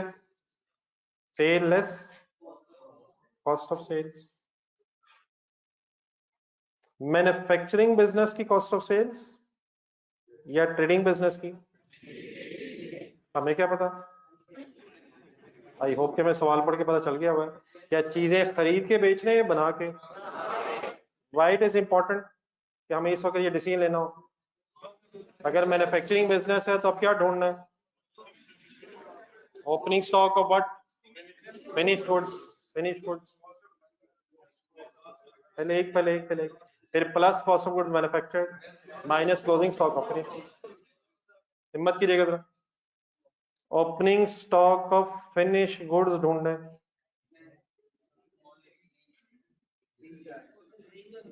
Opening stock of finish goods, finish goods के नाम बोलने। ए का फिनिश गुड्स का स्टॉक बताएं। ओपनिंग निल, बी का ओपनिंग स्टॉक निल, सी का ढूंढूं या जी का ढूंढूं? जी का ओपनिंग स्टॉक है, पॉइंट नंबर 4 में जाएं, 8,000 क्वांटिटी है और 172,800 जो जी की रुपीज है वो गिवन है। C is the finish goods finally या G is the finish goods? Quantity लिखनी है अपने स्टेटमेंट ऑफ प्रॉफिट लॉस में या रुपीज लिखने हैं?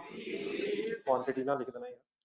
तो ए और बी में डैश की वजह ओपनिंग स्टॉक नहीं है बताया हुआ निल, लेकिन opening stock of G is 172,800। once again this figure is given in point number 4 मेरा समझ। Any confusion sir? उसके सामने तो निल लिखा हुआ, मैंने 172 लिख दिया है। तो इज फिनिश गुड्स और finish goods finally G is finish goods और सी इज फिनिश गुड्स? ये देख लें, बार बार मैं एम्फसाइज करूंगा, आप भी जरा सेल में सही सेटिंग रखिएगा। Next, cost of goods manufactured,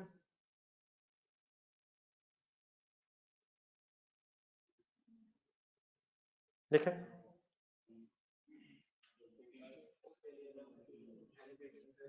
ये करते हैं वो, लेकिन अभी एक मिनट है, ये बड़ा ऑनलाइन साथ है जाता है।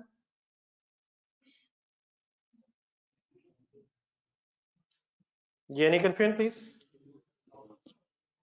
किसकी cost of goods manufactured? Finish goods की। कौन सी फिनिश गुड्स की? ए बी एंड सी ढूंढने ढूंढने ढूंढने ढूंढने कर लेते हैं टोटल जिसका कहते हैं आप। कॉस्ट ऑफ गुड्स मैन्युफैक्चर्ड ढूंढे, कहाँ है cost of goods manufactured? Point numbers बोले कहाँ है? पॉइंट 1 में जी। लेकिन पहले फर्स्ट पैराग्राफ दोबारा पढ़ना जरा। ए और बी आर सोल्ड इमीडिएटली, हाँ जी, while C is further processed, ऐसे ही। अब कॉस्ट कहाँ कहाँ है? पॉइंट नंबर 2 में कोई कॉस्ट नजर आती है? ये क्या है? 3 में कुछ नजर आता है? ये क्या है? पॉइंट 2 में किसकी कॉस्ट है? कॉस्ट ऑफ प्रोडक्शन लिखा हुआ है। कॉस्ट ऑफ प्रोडक्शन में आपको पता है क्या क्या आ रहा होगा? नहीं, ABC नहीं आ रहा होगा, मटेरियल लेबर ओवरहेड्स आ रहा है, वो ठीक है, ओके है, लेकिन मटेरियल लेबर ओवरहेड्स किसका आ रहा होगा वो अगला सवाल है। पहले मैंने जरा याद दहानी करवाई, cost of production means material labour overheads इकट्ठा आ रहा है, तो शायद वो जो cost of goods manufactured statement की वर्किंग है वो शायद यहाँ जरूरी नहीं है, प्रोडक्शन कॉस्ट बता दी उसने, शायद बस इसे हमें A, B और C पे एलोकेट करना है। लेकिन जो पॉइंट नंबर 3 में है वो क्या है? वो फर्दर प्रोसेसिंग कॉस्ट है सिर्फ किसकी? C से Z बनाने की। इस तरह करें, जरा एक पेज पूरा छोड़ दें इसके लिए, ये जो स्टेटमेंट हम बना रहे हैं, तो थोड़ा सा जरा इसे डायग्राम फॉर्म में ये सारी स्टोरी को जरा एक्सप्लेन कर लें।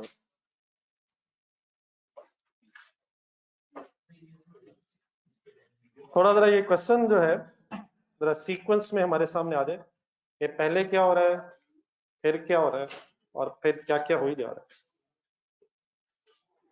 ये जो मैं शायद हर क्वेश्चन में ये डायग्राम बना करेगी, तो ये सॉर्ट ऑफ वर्किंग है, एग्जामिनर को शायद इसकी जरूरत नहीं है, लेकिन हमें एक सीक्वेंस डेवलप करने के लिए शायद इसकी जरूरत पड़ेगी। तो सॉर्ट ऑफ एक वर्किंग 1 में आ जाए, जिसमें हम अगर अपने इस क्वेश्चन को एक्सप्लेन कर लें जरा, और रादर देन कि आप देख के लिखें, क्योंकि हो सकता है मैं जरा एक्सप्लेन करते करते आगे चला जाऊं और अकॉर्डिंगली आपको पता ना चले, जगह ना रहे, ज्यादा बेहतर ही रहेगा कि आप पहले अच्छी तरह क्वेश्चन का डाटा देख के मुझे अरेंज करवा दें। जी सर, सबसे पहले sort of A common process है, ऐसे ही सर। इस कॉमन प्रोसेस का कोई खर्चा पता?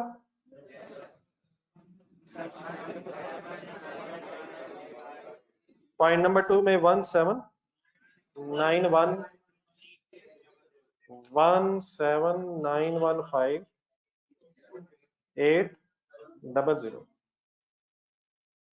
देन इस कॉमन प्रोसेस से इनिशियली निकला क्या क्या है? A, B and C। Point 1 में जाए, थोड़ा सा मैं जरा कॉम्प्रिहेंसिवली जरा एक्सप्लेन कर दूं। क्वांटिटीज प्रोड्यूस्ड बताएं, इस खर्चे से कुछ क्वांटिटीज इसकी इनकी बनी है या बिकी है? बनी है। कितनी कितनी बनी है?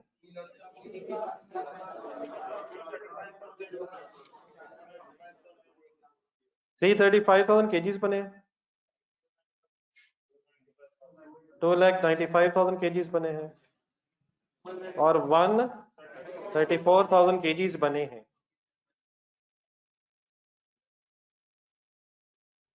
ओके, अब A और B जो है ये तो एज इट इज सेलेबल है, सेल हो रही है without any further processing. C का क्या हो रहा है? एक बेटा फर्दर प्रोसेस होते हुए भी गेम ऑन है। पॉइंट नंबर 3 देखें, फर्दर प्रोसेसिंग 134,000 केजी सबकी नहीं, पूरे की नहीं हुई है, पूरा 134,000 केजीज नहीं हुआ, तो उसका मैंने एक 6,000 का एक डिफरेंस लिया है एज अ स्टॉक। शायद ये कुछ C का स्टॉक शायद बचा हुआ है। 134,000 केजीज बने, सिर्फ 128,000 KGs during the period further process हुए। इट मींस 6,000 केजीज एक क्लोजिंग स्टॉक ऑफ C है। पॉइंट 1 में वापस जाए, वो तो कह रहा ओपनिंग स्टॉक नहीं है, तो ओपनिंग तो ठीक है नहीं है, लेकिन 134 अगर बना है और 128 फर्दर प्रोसेस हुआ ड्यूरिंग द पीरियड, तो इसका मतलब 6,000 केजी ऐसे हैं C के जो बन तो गए हैं, लेकिन फर्दर प्रोसेस ना होने की वजह से एज इट इज C के स्टॉक में पड़े हुए। C जो असल में ना, थोड़ा सा अगर हम और जरा डेप्थ में सोच लें, C और Z के एंगल से Z फाइनली फिनिश गुड्स है और C is sort of a raw material for Z, sort of a raw material. लेकिन नॉर्मली शायद रॉ मटेरियल हम परचेज कर रहे होते हैं, यहाँ भी शायद हम अपना जो initially C sort of raw material पहले बना रहे हैं और उसको फिर फर्दर रिफाइन करके फिनिश गुड्स बना रहे हैं। क्लियर है please? 6,000 it is the difference between 134 and 128। तो 128,000 केजीज जो है वो फिर फर्दर प्रोसेस हुए हैं। और एक सेकेंड जरा, फर्दर प्रोसेसिंग करते हुए पॉइंट नंबर 3 देखें, कोई फर्दर कॉस्ट आई है? इस फर्दर प्रोसेसिंग में डायरेक्ट लेबर कॉस्ट आई है, ये जरा डाटा लिखवाइएगा। 558,500 कौन सा पॉइंट में कह रहा हूँ? 558,500। फिर प्रोडक्शन ओवरहेड्स इंकर हुए हैं 2,44,700। एक सेकंड कैलकुलेटर पकड़े यहाँ। 803,200 इज शायद total further processing cost of converting 1,28,000 kgs of C into Z। मैं याद करके आया था सर, नहीं मतलब ये जो मैंने प्लस किया, ठीक है प्लीज। अब ये फर्दर प्रोसेसिंग कॉस्ट है ये, लेकिन अभी और भी बात आगे बढ़ाएं। इसके नतीजे में, इसके रिजल्ट में, हाँ जी, इसके रिजल्ट में फर्दर प्रोसेसिंग के रिजल्ट में जी की क्वांटिटी भी बन रही है। पहले जी ढूंढ लें जरा, जी कितना बना? 96,000 kgs। Concentrate please. लेकिन बेटा नीचे पॉइंट नंबर 4 में 5 में है, बल्कि 4 में, एक सेकंड रुके, 4 में 94,000 क्या दिया हुआ है? वो फिर सेल है, वो बात की बहस है, वो इंशाल्लाह उस पर डिस्कस करते हैं।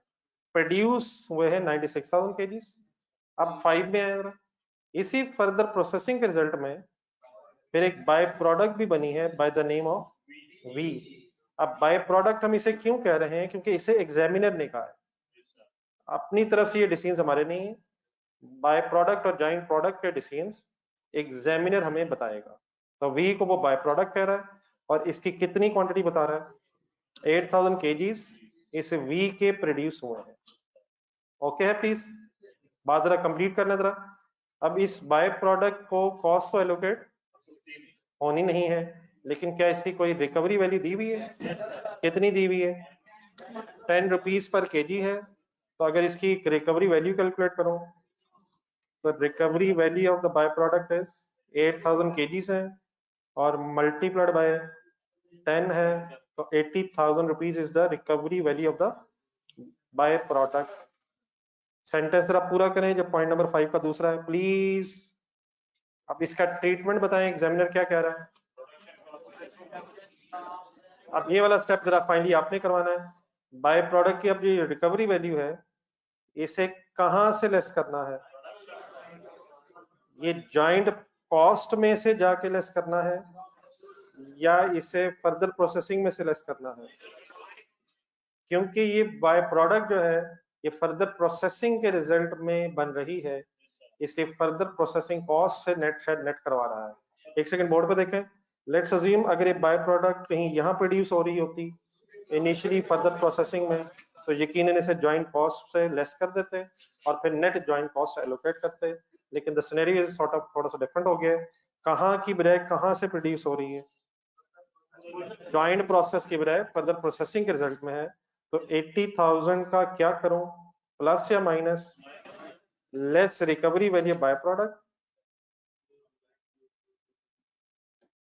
Recovery value V which is 80,000 और 80,000 लेस करके जो नेट फिगर आएगी, कैलकुलेटर पकड़े। अब 723,200 का फिर नाम हो जाएगा नेट फर्दर प्रोसेसिंग कॉस्ट। अगर ये बाय प्रोडक्ट ना होती तो what is the further processing cost? 803,200, लेकिन after this recovery value net further processing cost हमारे सामने आ जाएगी। आई होप के कुछ रीजनेबली मैंने एक्सप्लेन कर दिया है। बाकी जरूरत पड़ेगी तो और भी इंफॉर्मेशन बीच में लिख लेते हैं। यहाँ तक कोई कंफ्यूजन प्लीज नोट कर लें। खुला खुला प्लीज कीजिएगा, साफ सुथरी सी बरकत।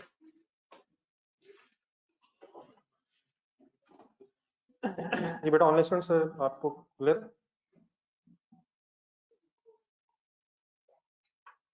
बाकी बहरहाल एक दो क्वेश्चंस मेरे ख्याल इंशाल्लाह हम जब और मिलजुल के करेंगे तो थोड़ा सा आपको भी फिर आइडिया हो जाएगा कि कैसे ये और कौन कौन सी इंफॉर्मेशन कैसे बनता है और कौन कौन सी इंफॉर्मेशन सफिशिएंट रहती है।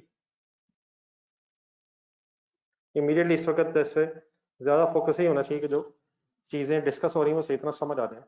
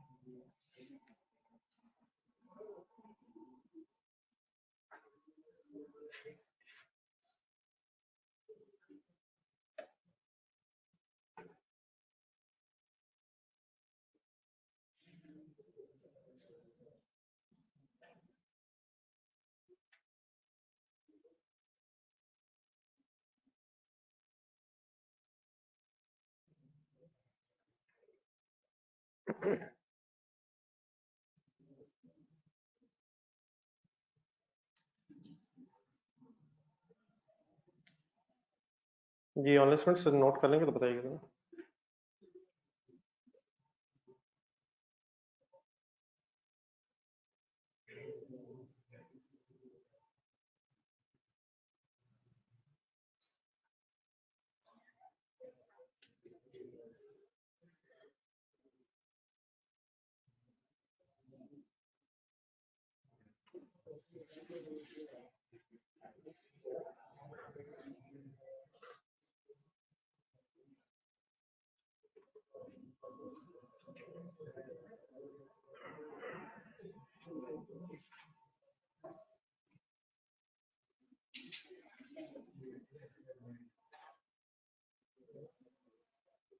मेरी सजेशन ये है कि इस सबको जरा दोबारा क्वेश्चन के साथ रखें एक दफा, जिन्होंने नोट कर लिए रिवाइज कर लें, कोई पॉइंट आपके जहन में आता।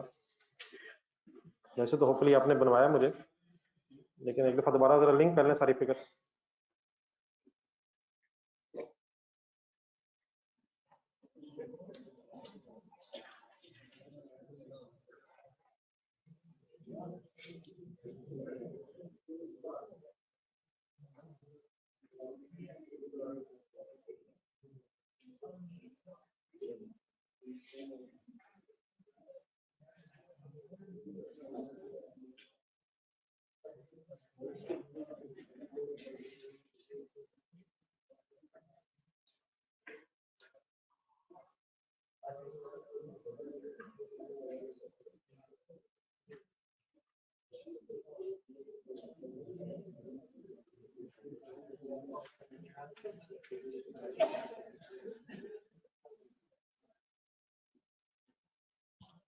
जी कंप्लीटेड है प्लीज।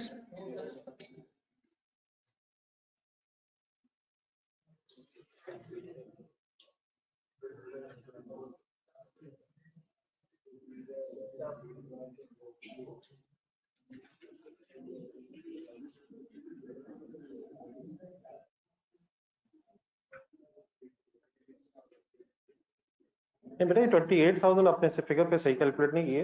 ये आपका जो क्वेश्चन है मैं समझ गया हूँ, लेकिन आपका फिर क्वेश्चन ये होना चाहिए कि 24,000 कहाँ गया। 28 नहीं 24 है ये।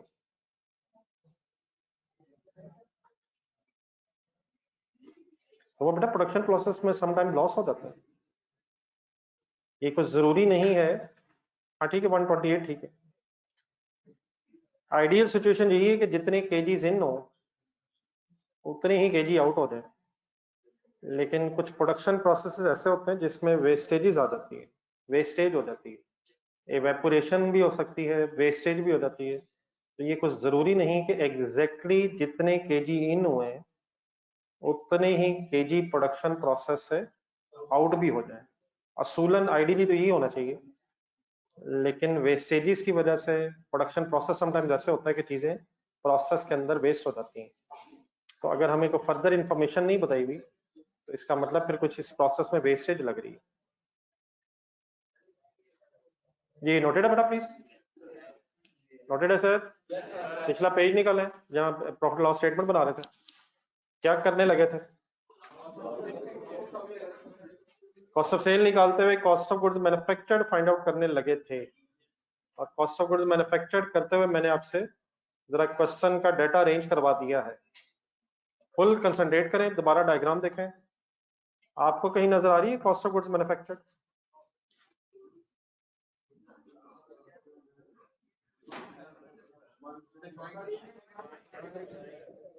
पॉइंट नंबर 2 पढ़ें। आपको कहीं कॉस्ट ऑफ गुड्स मैन्युफैक्चर्ड नजर आ रही है? आपको बेटा प्रोडक्शन कॉस्ट नजर आ रही है? Cost of production, production cost, क्या प्रोडक्शन कॉस्ट में और कॉस्ट ऑफ गुड्स मैन्युफैक्चर्ड में डिफरेंस हो सकता है? हिम्मत करो जवानी, हिम्मत हिम्मत हिम्मत। Cost of goods manufactured statement जरा तरतीब से बोलें समराइज फॉर्म में। सबसे पहले क्या आता है? नॉमिनल कंज्यूम्ड आता है, डायरेक्ट लेबर आती है, फैक्ट्री ओवरहेड्स पे रुकना है सर, रुकना है यहाँ। फैक्ट्री ओवरहेड्स का टोटल करके रुक जाएंगे तो टोटल आ जाएगा। पॉइंट नंबर 2 में ये टोटल दिया, मटेरियल लेबर ओवरहेड्स इनिशियली लहदा देने के बजाय उसने एक टोटल फिगर दे दी है। यकीनन इसके बाद फिर ओपनिंग वर्क इन प्रोसेस और क्लोजिंग वर्क इन प्रोसेस हो सकता है, लेकिन उसकी अगर हम क्वेश्चन गौर से हमने पढ़ लिया हुआ सारा, वर्क इन प्रोसेसेस की इंफॉर्मेशन ना होने की वजह से ये production cost, cost of goods manufactured भी है। लेकिन दोबारा डायग्राम देखें, शायद ये कॉस्ट ऑफ गुड्स मैन्युफैक्चर्ड में ए और बी की तो 100% कॉस्ट शामिल है सर। वो क्यों? कोई फर्दर प्रोसेसिंग नहीं है, यही इसी के अंदर उनका सारा खर्चा शामिल है। लेकिन जब जी की बहस करेंगे तो जी का कुछ खर्चा उसमें भी है जो सी को बनाने तक आया है, लेकिन उसमें फिर फर्दर प्रोसेसिंग कॉस्ट शायद ऐड होनी चाहिए।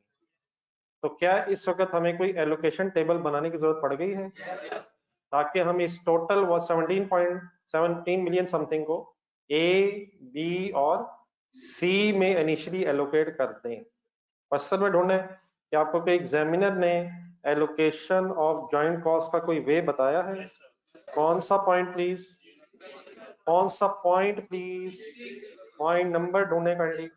पॉइंट नंबर 6 में कॉस्ट ऑफ प्रोडक्शन को अमंग एबीसी एलोकेट करने का वेट ऑफ आउटपुट मेथड उसने हमें बताया है। तो अब आ जाए जरा वर्किंग नंबर 2 करें।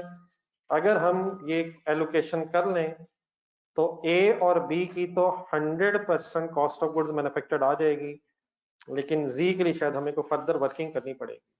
तो why I am preparing this allocation table, ताकि टोटल मैन्युफैक्चरिंग कॉस्ट ब्रेक हो जाए बिटवीन द जॉइंट प्रोडक्ट्स और हम फिर उसकी अलग अलग फिगर सॉल्व कर सकें। आई होप कि मेरे साथ हैं। आज वर्किंग नंबर 2 हो रही है।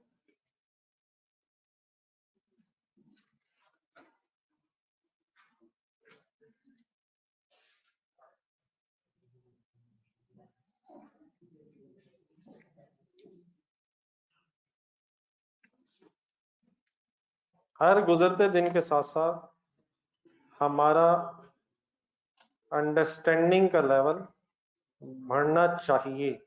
हर गुजरते दिन के बाद आपको ये महसूस होना चाहिए कि यार जो कल बात हुई थी वो तो बहुत आसान थी।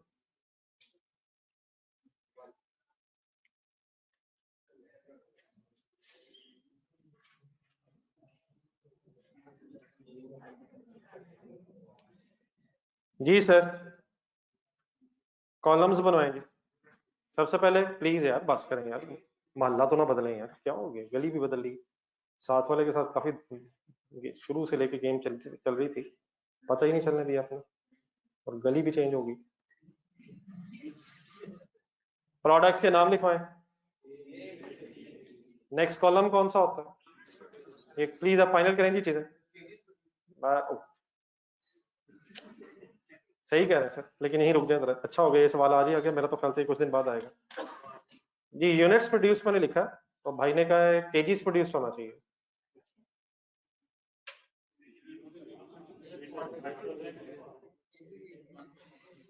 तो यूनिट्स और केजीज में डिफरेंस, यूनिट्स यू से होते हैं, तो एक तो मैंने बता दिए, और बस इसके बाद मजाक नहीं, सीरियस, क्योंकि इस तरह का पॉइंट शायद अगर कभी दोबारा आए तो हम शायद टाइम वेस्ट करेंगे। ये बट हम बार बार ना एक लफ्ज बोल के यूनिट्स यूनिट्स यूनिट्स यूनिट्स जरा ज्यादा यूज टू हो गए हैं। आप बताएं यूनिट क्या होता है?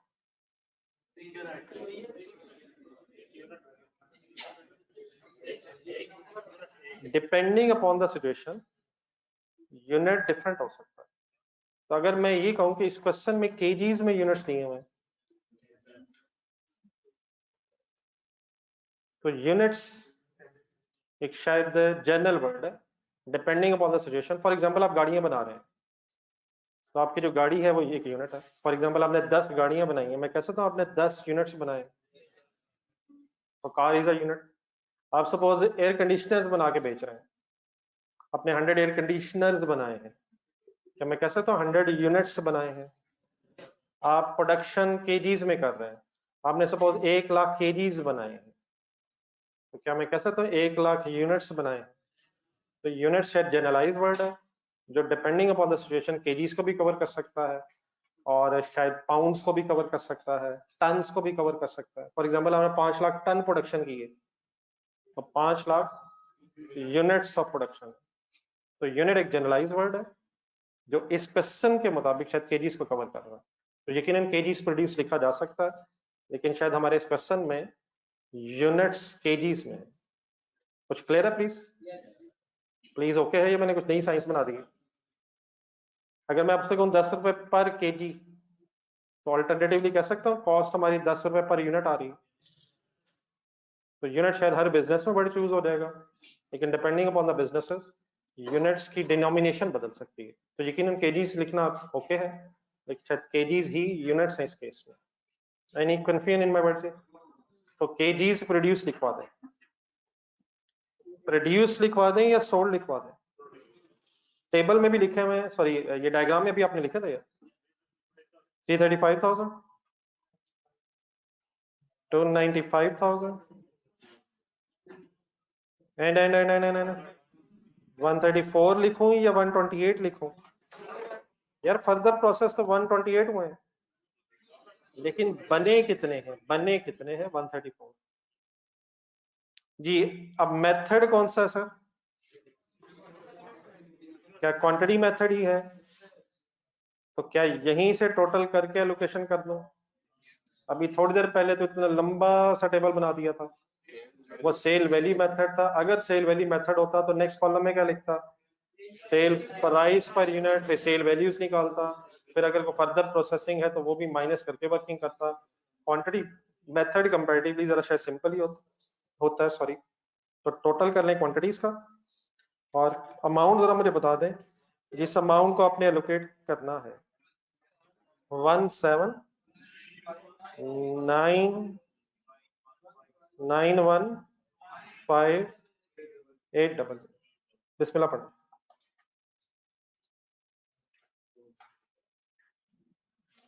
जी। ऑनलाइन स्टूडेंट्स ठीक है प्लीज?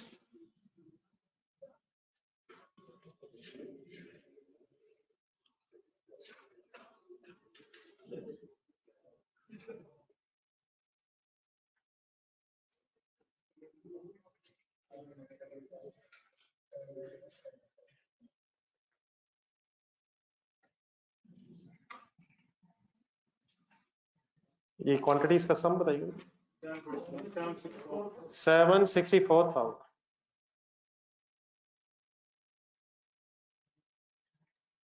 कंप्लीट कर लें जरा लास्ट लाइंस में से, फिर जरा कोई एलोकेशन की फिगर्स बता दें ताकि लास्ट लाइंस की भी जरा इन्वॉल्वमेंट हो जाए यार। कर ले सारे, मैं ढूंढता हूँ लास्ट लाइन में किसने बताना।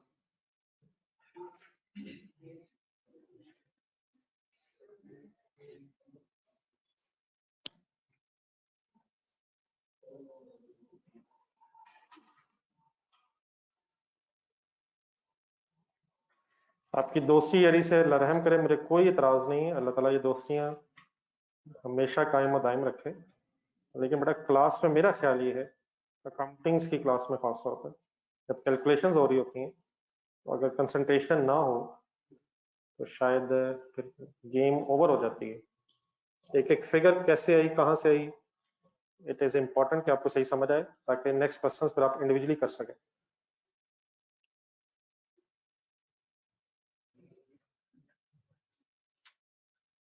नेक्स्ट क्वेश्चंस में जो चीजें रिपीट होंगी उसकी कोशिश होनी चाहिए वो खुद से हो, और डेफिनेटली जो नई चीजें हैं वो फिर मिलजुल के इंशाल्लाह डिस्कस करते रहेंगे।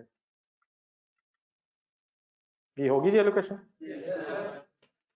पहली फिगर क्योंकि ऑनलाइन स्टूडेंट्स ने बता दी है इसलिए उनकी मैं लिख रहा हूँ 878555750। दूसरी फिगर मैं खुद ही लिख देता हूँ 6917 750। और लास्ट फिगर काइंडली करके लास्ट लाइन में से लिखवा दें 3142300। इन फिगर्स का कोई नाम, एलोकेशन तो ये है share of joint cost related to product A B and C, लेकिन बेटा यही शेयर ए और बी के लिए शायद total manufacturing cost and therefore cost of goods manufactured भी है। क्या जी को बनाने का भी टोटल खर्चा 3142300 ही है, लेकिन ए और बी को बनाने का शायद खर्चा हम निकाल चुके हैं। तो जाते जाते उठने से पहले इन दो फिगर्स को उठाएं और बताएं कहां लिख के जाएं। कॉस्ट ऑफ सेल्स बेटा शायद सही वर्ड नहीं है अभी, कॉस्ट ऑफ गुड्स मैन्युफैक्चर्ड के सामने ए और बी की फिगर मिल गई है, मिल गई है सर। तो वर्किंग नंबर 1 का कोई रेफरेंस लिख लें। ए के सामने फिगर आएगी 7855750। कंफर्टेबल है लिखते हुए 6917 750। और जी के नीचे अभी वो 3142300 लिखने में क्या प्रॉब्लम है, अभी उसकी फर्दर एक वर्किंग रहती है, तो जी में अभी फिगर ना लिखें, वो सी को बनाने का खर्चा तो आ गया है, लेकिन सी से जी तक आने में फर्दर कॉस्ट भी इंकर हुई है। आई होप के जो बहस आज हो सकी है वो आप लोगों ने सबने कंप्लीटली समझ लिए है।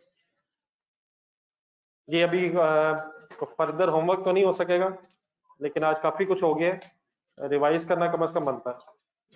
डन है सर, इंशाल्लाह मंडे को मुलाकात होगी, थोड़ा सा रिवाइज करके आना।